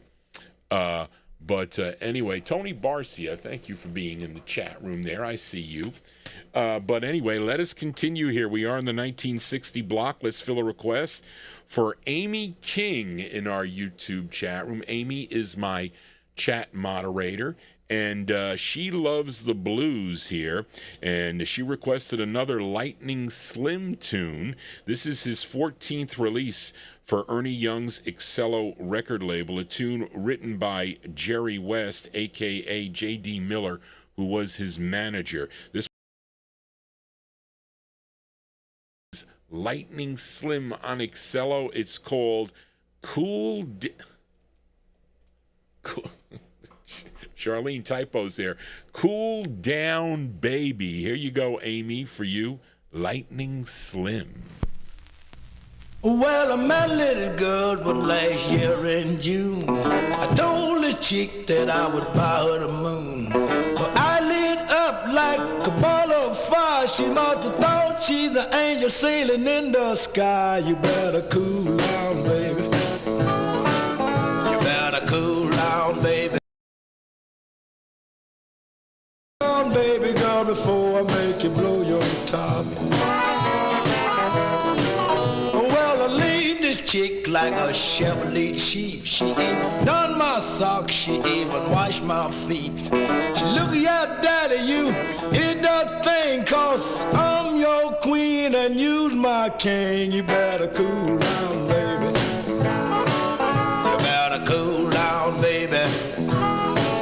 You better cool it, little woman, baby, before I make you blow your top. Well, let's blow out some.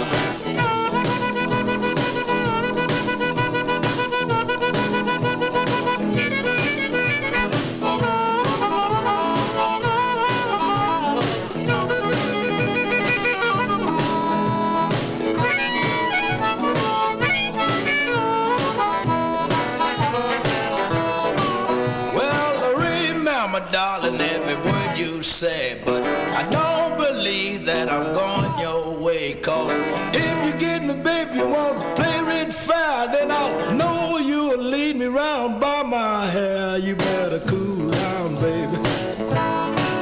You better cool down, mama. You better cool it, little woman, baby, before I make you blow your top. Well, let's blow a wild one.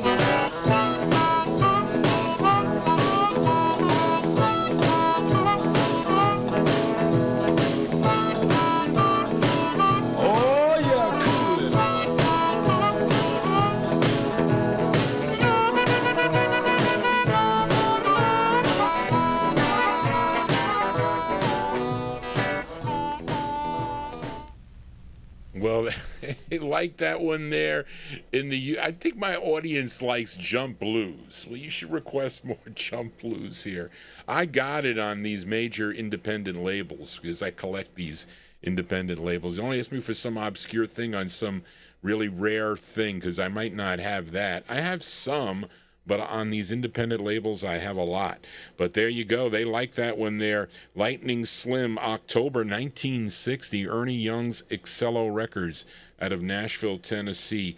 Cool Down Baby, that's for Amy King in our YouTube chat room. Let us continue here. This is the Collector Corner Record of the Week, so that means if I usually play a collector's corner record, mostly it's a 4-figure record. So think of it that way. Okay, and this is in 1960. This is an ultra rare 45. Came out on Benny Clark's Stroll label. Now the group backed up a Carl Thomas in 1959 on the OG label. Then they recorded in January of 1960 on the Stroll label a song called "I Love You, Judy." And with their next release on Stroll, they recorded as, what is this, Charlene? I think they recorded as the Phi-Tones. Okay, but because there was a group already established, the Phi-Tones, that recorded for the for the Atlas Angletone label, they had to change their name. Okay, and they changed it to the Strolls. So what they did on these presses is they had all the people working for the label type them up on little pieces of paper and glue them on the label. They even changed the title of the song on the flip side, so it's kind of stuck on there with glue. I guess they didn't have the money to reprint all the records, so they just changed it that way. Okay, but the group was supposed to be the Fire Tones, but somehow it got changed to the Phi-Tones, so that was a mistake in all. But it is our collector corner record of the night from March 1960 on the Stroll label. Here are the Strolls. It's called Mr. Faith. Here you go, the collector corner record of the night, the Strolls.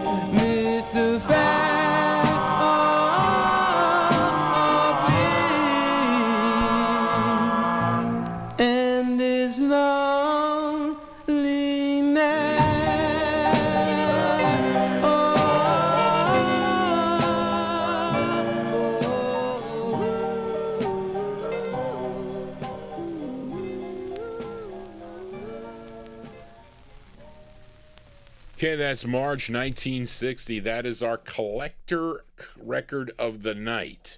Although I've had a couple that I've played here tonight already by you requesters out there. But this group really was supposed to be the Fire Tones, but they they made it the Phi tones, and that caused a ruckus with the real Phi tones, so they changed it to the Strolls.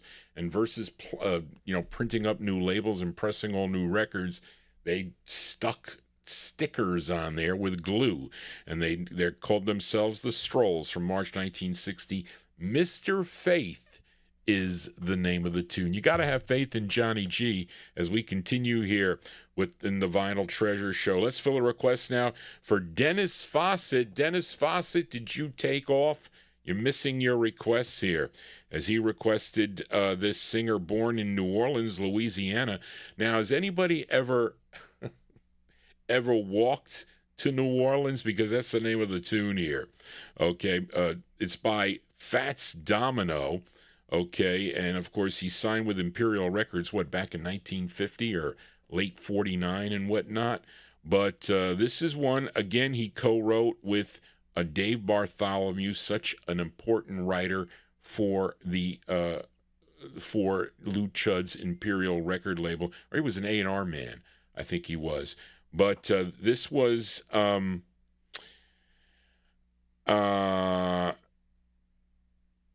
number 2 on the R&B chart. This is from June of 1960 for Dennis Fawcett, Fats Domino with Walkin' to New Orleans. Here you go, Dennis, for you, the Fat Man.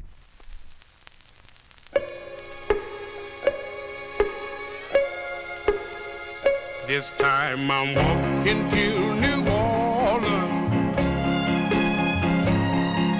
I'm walking to New Orleans. I'm gonna need to parachute when I get through walking these blues. When I get back to New Orleans, I've got my suitcase in my hand. Now ain't that a shame? I'm leaving here today. Yes, I'm going back home to stay. Yes, I'm walking to New Orleans. You used to be my honey, till you spent all my money. No use for you to cry. I see you by and by, 'cause I'm walking to New Orleans.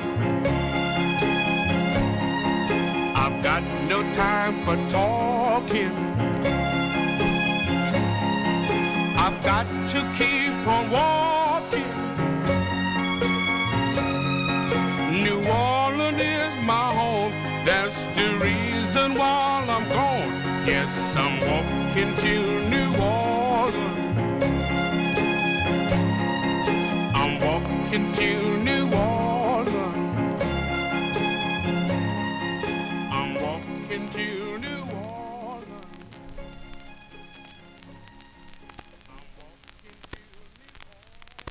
Okay, there you go. That one there going out to Dennis Fawcett in our YouTube chat room. And that's the sound of the Fat Man, Fats Domino, from June of 1960. And Charlene didn't count how many this was. Or maybe she did, and I just can't see it. Johnny's got to get his cataracts done.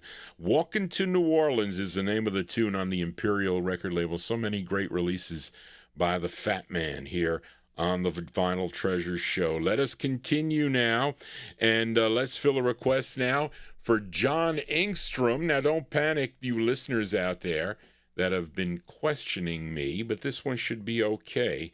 I was actually surprised that when I skimmed over the list that this was filed in my group section. And how many of you are familiar with the No More record label? No More Records. Are you familiar with Maxine Brown? And she had a hit with All in My Mind and Funny. I think that was number 10. This is 102. I think that was 103 and 104, something like that. But the early No Mars were block print, black label with silver print. And I don't know where I picked this up, somewhere in the wild, but it is a release. It is a request for listener John Engstrom, and it's the only release on for this artist on Tony Bruno's No More label. It's out of New York City. And let's see. It's this is arranged by Vincent Catalano, which is a good thing to see that on the label. But the singer's name is Norm Noel. Norm Noel, and I think there's girls backing him up on this. This one released in October of 1960. Here you go, John Engstrom, for you. Norm Noel with This Is My Love for You. This is the intended A-side. Here you go.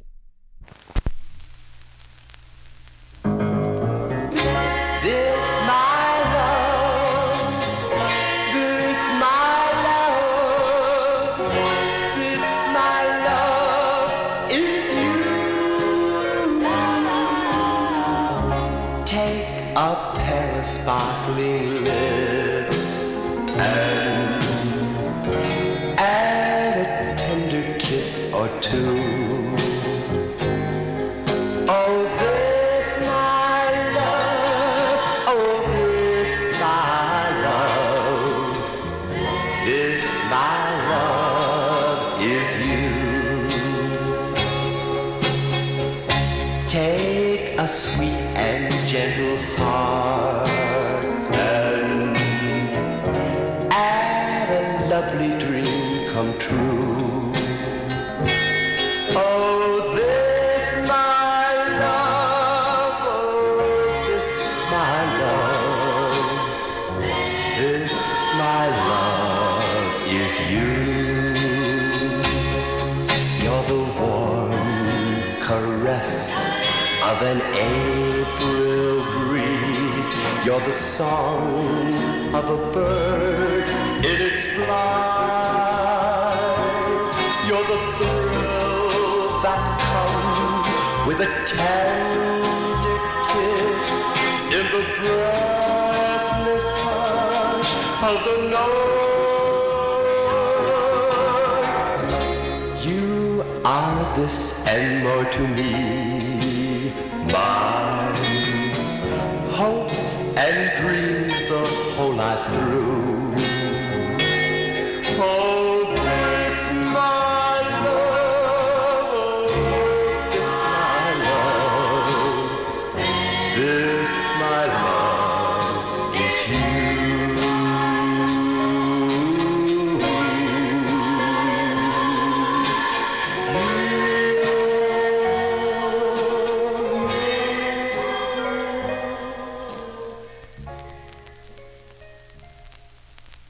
Okay, John Engstrom, that's for you. That is, his name is Norm Noel. That seems to be his only release on No More Records out of New York City, October 1960. This Is My Love for You is the name of that tune. Anyway, so there you goes. And girls backing him up on that tune. Let us continue now.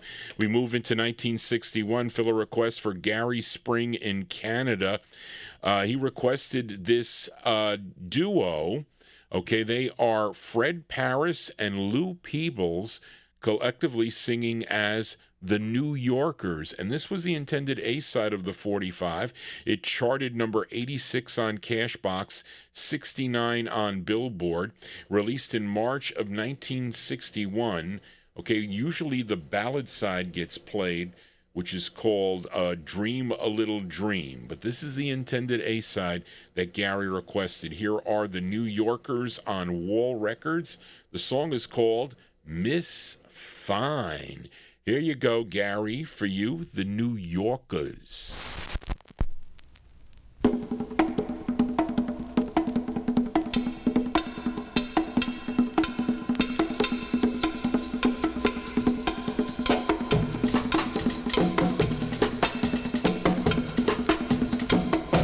She wiggles when she walks, she giggles when she talks. Miss Fine,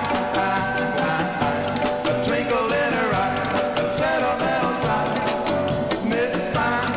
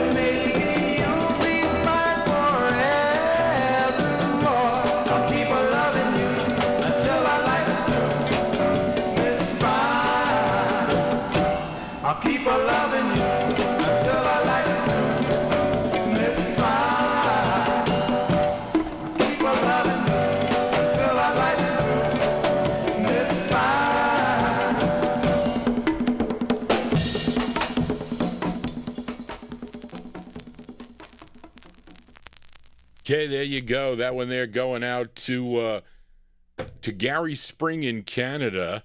That is the sound of the New Yorkers. The New Yorkers there, really Fred Paris and Lou Peebles. March 1961 on the Wall record label. Miss Fine is the name of the two. You know, if that record was available, I wouldn't have played it, but it's not available. It's not a bad record. A little bit too harsh there on some people. You can't do that. Anyway, let's continue here on the Vinyl Treasure Show, and let's fill a request now for Carl Jones in our YouTube chat. And I think, Larry, you had this on your list also, okay, as this group is out of Los Angeles, California, and they were called the Untouchables, and they were also, well, wait a minute, so Charlene, were they out of L.A., and they ended up on Madison Records first? Wait a minute. Yeah, you got this as this group is out of, also recorded for the Madison label. I don't know, but this is on Liberty Records, okay, and yeah, they're West Coast because the writers are Chester Pipkin and the lead singer Bryce Cofield. So there's a connection here, this group with the Valiants, okay, and let's see, this charted number 12 on WAKE in Atlanta, Georgia, and also number 9 on WHIL in Boston, Massachusetts from April 61 by request for Carl Jones and also suggested by Larry Neal. Here are the Untouchables on Liberty, and it almost sounds like, if you're familiar with a song called You're So Fine by the Falcons, listen to the guitar opening on this. The Untouchables on Liberty. It's called Lovely D. Here you go, Carl and Larry.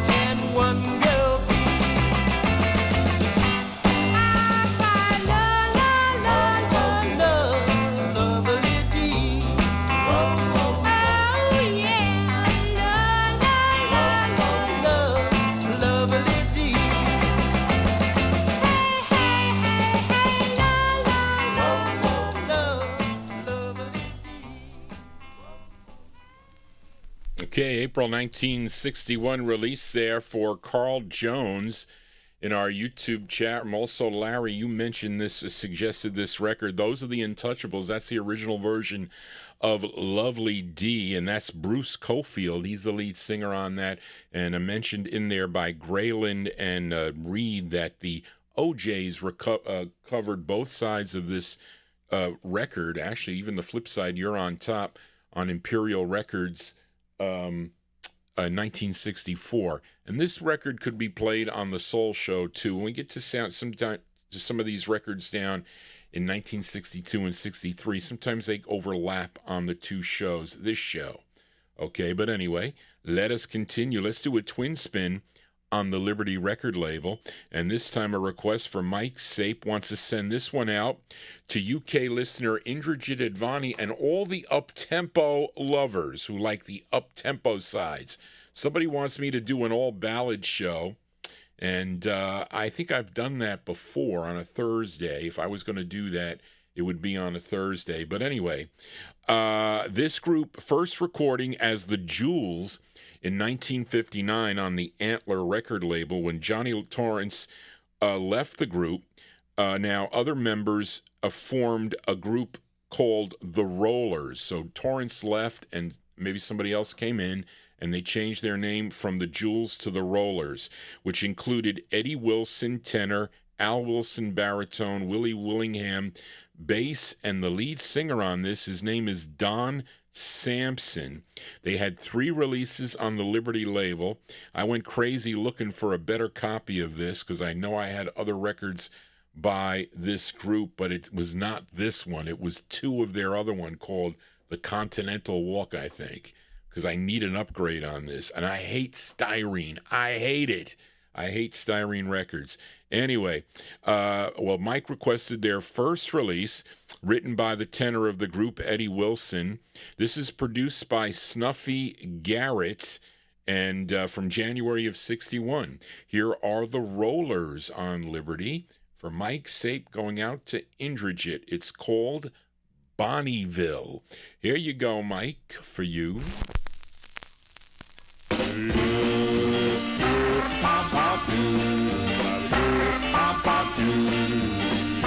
I bought myself a new Bonnieville. I didn't have nothing left but a $2 bill. My baby said, why don't you take me for a thrill?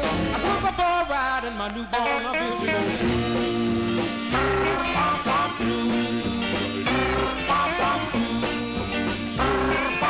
my little sweetie is only 16. That's why I call her my Bonnieville. She's not so worried about the dancing thing. Just wanna ride in my new Bonnieville. She goes,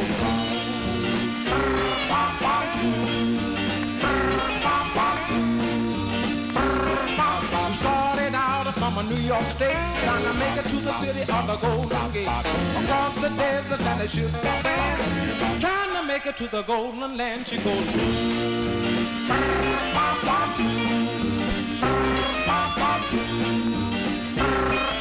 my new Bonnieville was a done its duty when I passed through the land of opportunity. My Bonnieville queen said they're gonna be late. That's when I blew through the Lone Star State. She goes,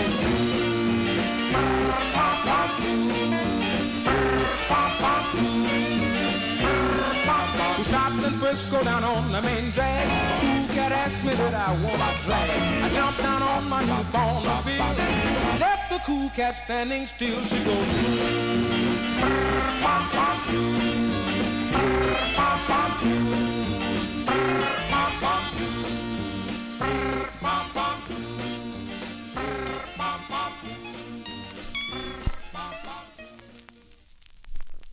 okay, there you go. Those are the Rollers. Okay, the Rollers by request for listener Mike Sape, sending it out to Indrajit in the UK. And all you up-tempo lovers, January 1961, Liberty Records, a song entitled Bonnieville. That was their first release on the label. Let us continue, although I put this record, this is a request for Joe Shacatano. Was glad to have Joe return to the chat room last night. He was absent. He had computer problems and other issues, but we were happy for Joe to be there. So he sent me... through the years that Joe has listened to the program, he sent me records that I didn't have a bunch of them. I ended up getting some on repros, and then some of them I did eventually get originals on, and I featured them here on the program. Well, this is really considered an original, but it came in the collection that I did buy, the reissues and the 70s presses. This record came out in December of 1989, and this is on... this is on Dave Antrell's, I forget the other partner he had. It was Dave Antrell and someone else that had this classic artists label. And it was really cool that he would find these lead singers of all these California groups and re-record them. And he wrote all these songs and he produced them. He did all this stuff. And you know, he was having a tough time at that time also. So it was amazing the talent that he had. I think he played piano, if I'm not mistaken, maybe not. But I remember when he came here to New York, he went on Don K. Reed's Doowop shop to promote maybe an LP that was coming out, but all these classic artists' records were being released. Christmas records by the Skyliners and by the Tune Weavers. You had the Meadowlarks. You had the Castells, not only, so even other groups, East Coast groups, the Storytellers, I think, and another group. What was the group down in Florida that would record on the label too? I forget, but so many releases on. Johnny and Joe were on there. No, I'm sorry. Yeah, Johnny and Joe had releases on there. So, and here's another group, Leon Peels. Of course, he was the lead singer of the Blue Jays that you know from Lover's Island. So he was able to get at least Leon Peels. I don't think these were the original Blue Jays, but the songs that he redid in 1980s style were very similar to the songs that they recorded back in the 1950s. And I think this was the last song that Leon Peels recorded, this one from December of 1959, and it's a request, 89, not 59, 89, Johnny. And this is a request for Joe Shacatano. So let's give it a spin here. Leon Peels and the Blue Jays, and the song is called Alice from Above. It's on Classic Artists. Here you go, Joe, for you, Leon Peels and the Blue Jays. Angels live in skies of blue. Alice comes from heaven too. Whoa, Alice from above has a face that makes you want to fall in love. Though I only met her late last night, love never felt so right.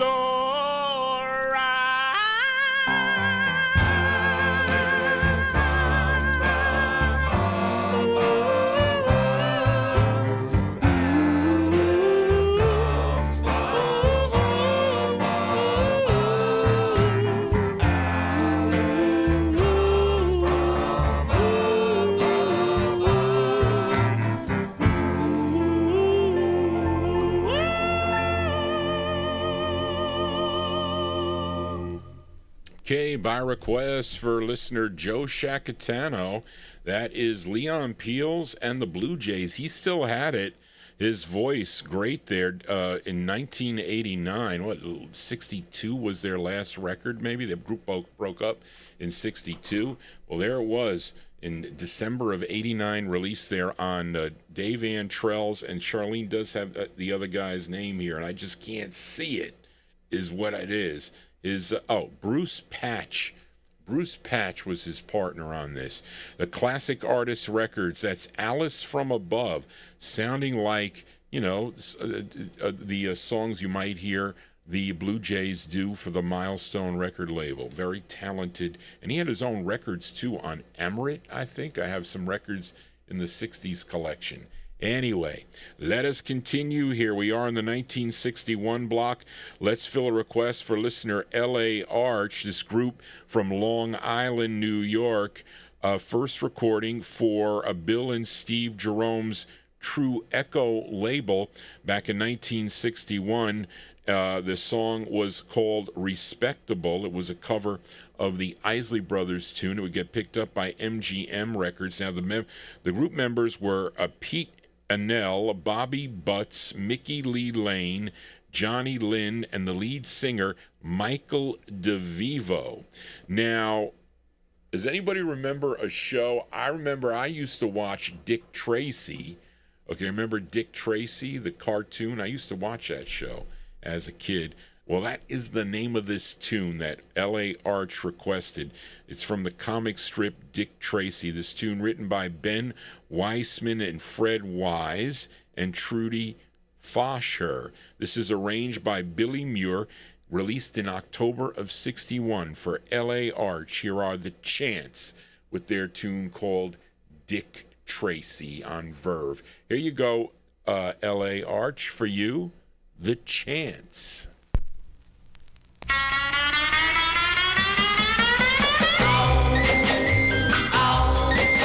Dick Tracy, he's got a bulldog jaw. Dick Tracy, Why, he's the arm of the law. Dick Tracy, Well, he can prove what they say. crime doesn't never pay. Yeah, Now, who's the guy who always seems to get his man? He's tough enough to catch a bullet with his hand. He doesn't have to sweat to get him, you know. He gets him with his two-way radio. Dick Tracy, he's got a bulldog jaw. Dick Tracy, Why, he's the arm of the law. Dick Tracy, Well, he can prove what they say. crime doesn't never pay. Yeah, Now his men are called retouchables, they're brave and bold. To look at them you wouldn't think they'd catch a cold. But when Hemlock Holmes is leading them, there's just no doubt. For criminals it's Roger Dodger over and out. Dick Tracy, he's got a bulldog jaw.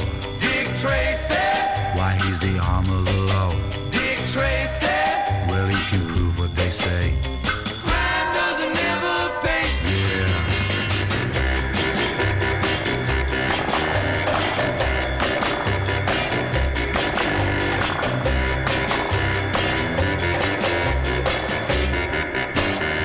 Yeah, now Go Gomez likes to treat 'em rough and mean. He pounds 'em like a Mexicali jumping bean. He's got a friend jiu-jitsu who's just 1 foot tall. But though he's kinda short, he's really on the ball. Dick Tracy, he's got a bulldog jaw.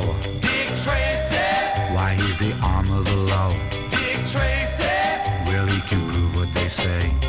crime doesn't never pay. Yeah, Crime doesn't never pay. yeah, Crime doesn't never pay. yeah, Crime doesn't never pay. yeah. Okay, there you go. That one there going out to L.A. Arch in our YouTube chat room. October 61 release for The Chants. The Chants on the Verve label. That is with Michael DeVivo on lead. And that's the A side of the 45. It's called Dick Tracy. We're going to flip it over next week for L.A. Arch. Let us continue now. Let's fill a request for listener Paul Michel as we go to Trade Martin's Rome record label out of New York. Of course, you know this label, the first label for the Earls, Larry Chance and the Earls. Okay, but this, let me see. On this next group has a female lead with male backing, and let's see, her name is Della Casa. Della Casa, she's the lead singer. She also co-wrote the tune. In this group was Ken Kerwin and who? I don't know, Charlene, what that is. But anyway, September 1961 for Paul Michel. Let's give a listen to Dell and the Escorts.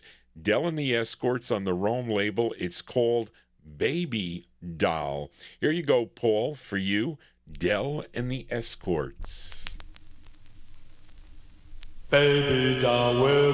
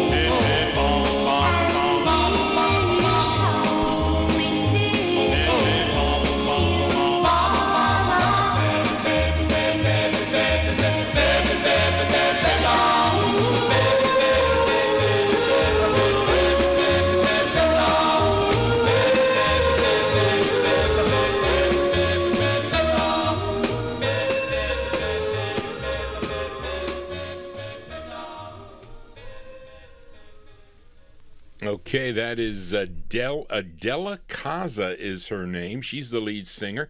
And that group called Dell and the Escorts, September 1961 release on the Rome label, A Baby Doll by request for Paul Michel. Let's move into 1962 now. Fill a request for Adrian Viterbo. This group hails from Trenton, New Jersey, and they kicked off Joe Evans's Carnival record label. Again, it's a female lead with male backing. The group is known as the Tren Teens, Tren-Teens. And this tune co-written by the female lead singer. Her name is Clara Woodard. And this record charted number 66 on WAAT out of Trenton, New Jersey from May of 62. By request for Adrian Viterbo in our YouTube chat room. Here are the Tren Teens with My Baby's Gone. Here you go, Adrian, for you, the Tren Teens.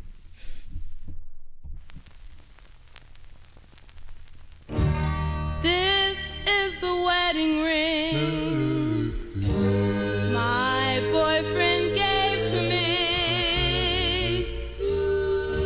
He said our marriage would one day surely be, but now he's gone. My baby's gone. I don't know why. My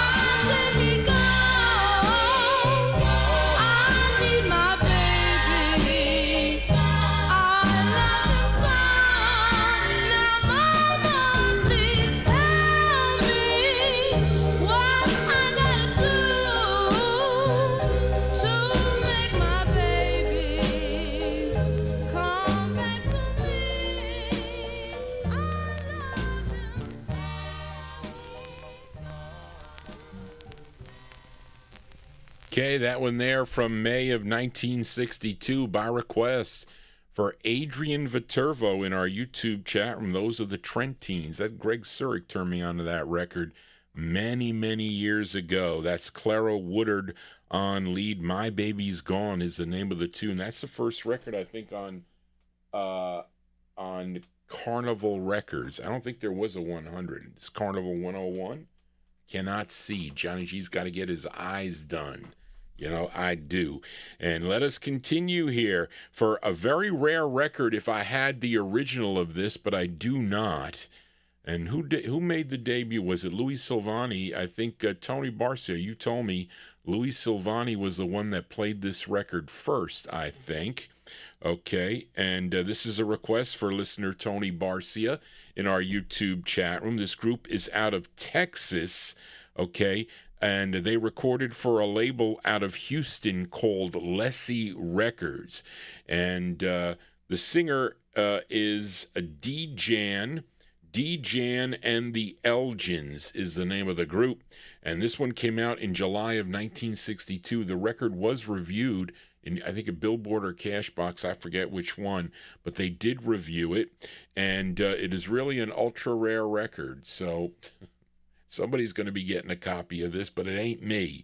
But we're going to play the bootleg of it. So for Tony Barcia, here is D-Jan and the Elgins, and the song is called That's My Girl.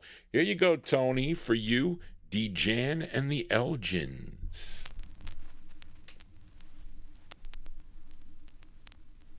Pretty, that's my girl. Lovely, that's my girl. And I found her last night across the road in a dream, in a dream, in a dream, in a dream. Worthy, that's my girl. True, that's my girl. And it seems this dream come true because this girl is mine at last. I searched the world over, but I found no girl that you came along. And oh, this girl's in my dream, lovable, that's my girl. Kissable, that's my girl. And it seems this girl's become mine at last because that's my girl, that's my girl, that's my girl, that's my girl, that's my girl, and I love her so. That's my girl,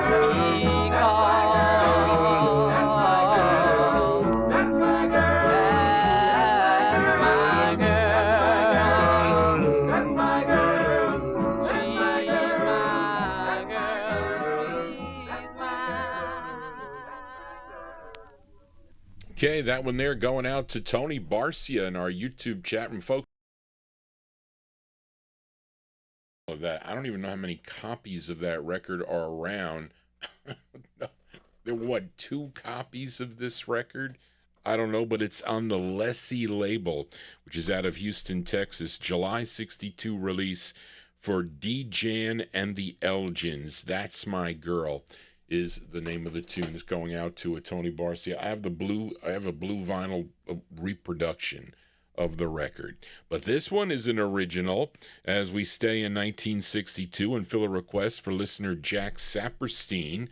And this is on a label called Mail Call Records, which is out of Pontiac, Michigan. And let's see, the group is called The Clocks and the Classmen. And let's see, this side is written by someone by the name of Johnny Heron.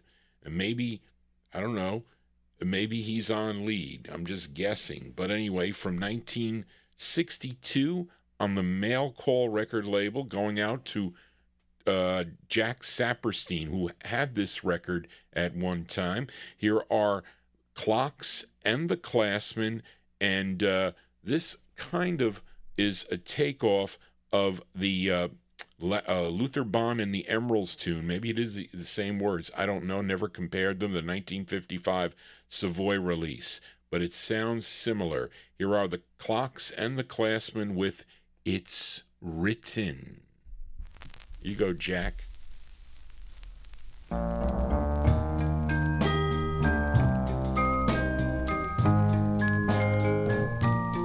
It's written in the stars, you and love. Written on the moon that shines above. Shines above. It's written on the seas, in the rain and snow.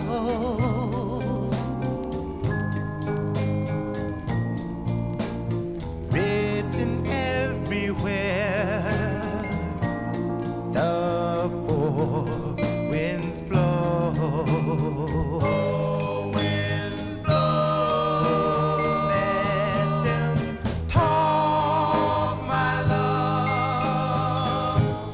Yet we will walk, my love.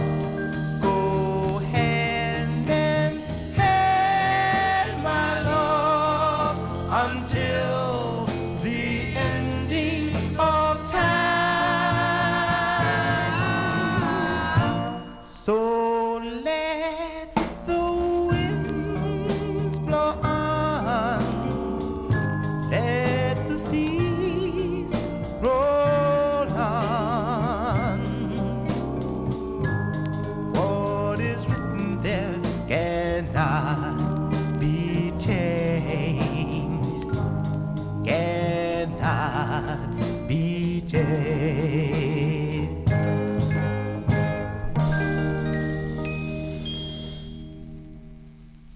Okay, there you go. That one there going out to listener Jack Saperstein in New Jersey. The sounds of Clocks and the Classmen. I don't even think it says the. Oh, yes, it does. It's the Clocks, Charlene. Do that. The Clocks and the Classmen. 1962 on Mail Call Records. It's Written. That is the Luther Bond tune. It's Written in the Stars. And didn't Johnny McCall do this record also? Johnny McCall on the Wow or the Donna label, maybe? Johnny G losing his mind. 3 more 45s to go before we sign off here on the Vinyl Treasures show. And let's fill a request now for Ronnie Sherman, as he requested a group from Perth Amboy, New Jersey. They were known as the Cordials. The Cordials, and this is on a label called Whip Records. Now, this one came out in July of 1962. It's a little bit pricey on this 45, not easy to find. Written by the lead singer of the group. His name is Mike Bonchek, is the lead. And this is from July 62. Here are the Cordials on Whip. It's called Listen My Heart. Going out to Ronnie Sherman. Here you go, Ronnie, for you, the Cordials.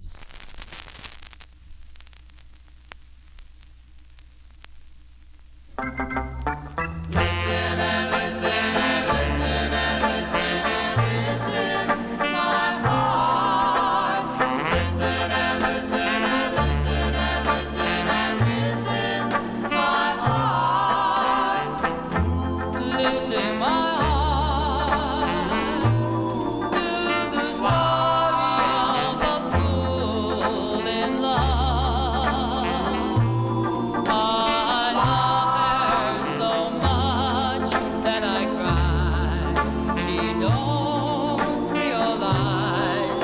I'll love her still the day I die. Listen, my heart, I know you're broken in two. I'll try my best to help you heal, but I can't help the way I feel. She came to me like a girl in a dream, beautiful, warm, and tender. Just like a dream, I awoke to find her love was not really mine. Listen and listen and listen and listen and listen, my heart. Listen, my heart will just be brave and strong. Someday she'll see she's wrong and come right back to me. So listen, my heart.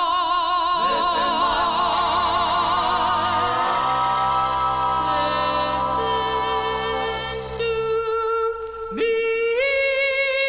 Listen, my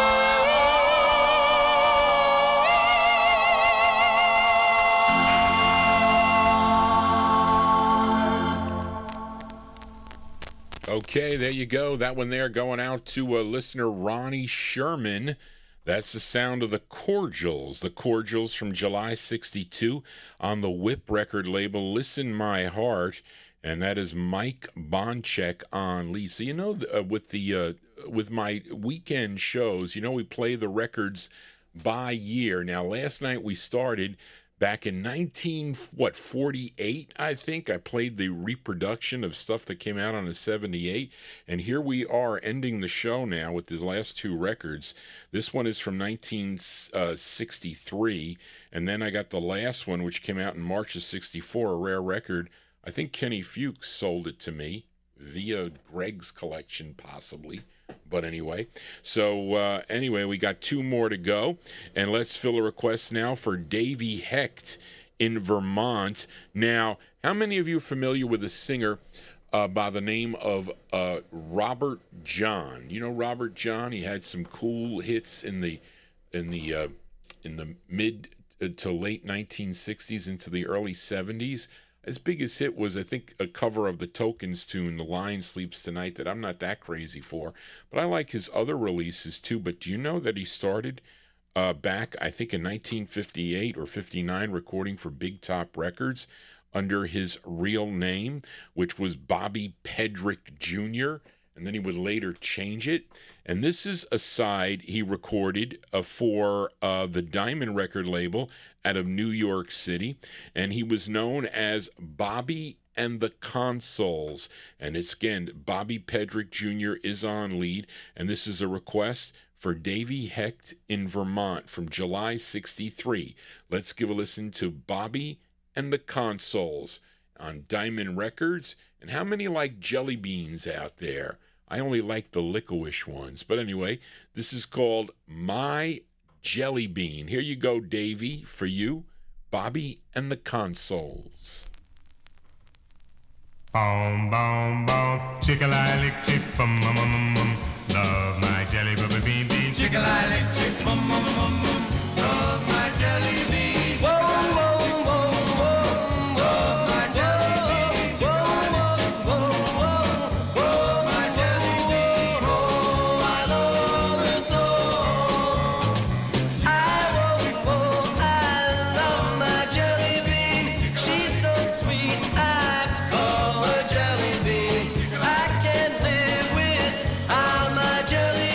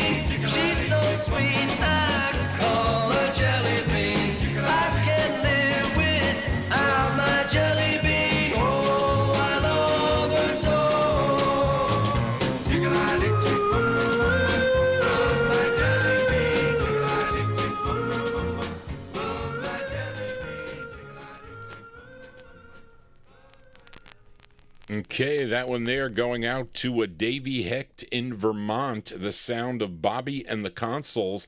Bobby Pedrick Jr. on lead for that one, July 1963. It's on Diamond Records out of New York City. My Jelly Bean. And I used to eat jelly beans. They're all different kinds. What is the company that starts with a, is it B?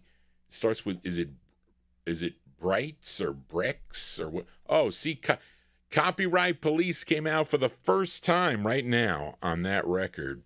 Anyway, listen, they weren't. That's a pretty long run for them not coming out on that. But anyway, so there you go.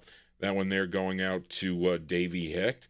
Well, that's going to do it for Johnny G and the Vinyl Treasure Show. I want to thank you for joining Johnny G, listening to this cool 45s out of my collection. If you'd like to make a request on a future Vinyl Treasure show, you can email me at vinyltreasures@aol.com.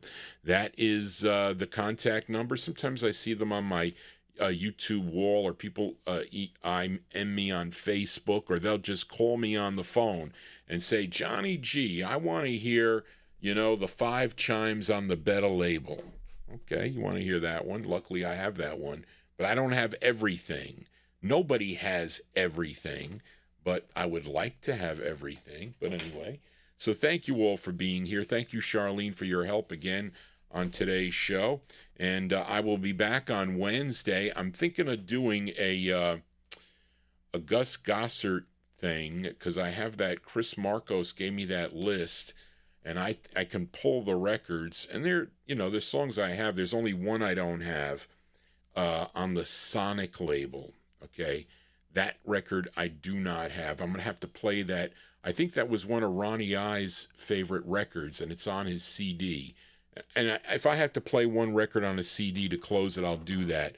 But it's a cool list, and some of you will know a lot of those records, but that would be a Thursday afternoon show. Maybe I can get back to the 78s. I have to do that too. But anyway, thank you all for being here. I'll be back on Wednesday night right here on YouTube and Oldies and More. It's my soul show, so if you have soul requests, please email them to me. But we're going to close the show with a request for Bob Cruz in Maryland. This is another probably Collector Corner record we can consider. This group is called Joey and the Ovations is the name of the group, and this is on the Hawk label. It's their only release. Tune written by Jay Goldman and Willie Negron, who might be the lead singer, I think. I don't know. That Jay Goodman could be Joey Goodman. And it's from March of 64 on Hawk Records. And they forgot to punch the center hole out in my copy, or in this copy. And that sometimes does happen too, by the way.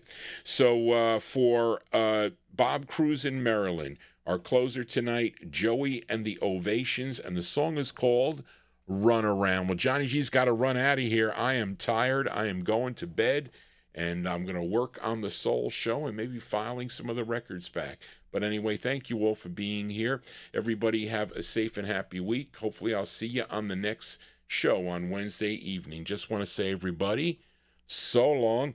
Here you go, Bob. This is for you, Bob Cruz in Maryland. Joey and the Ovations. Run Around.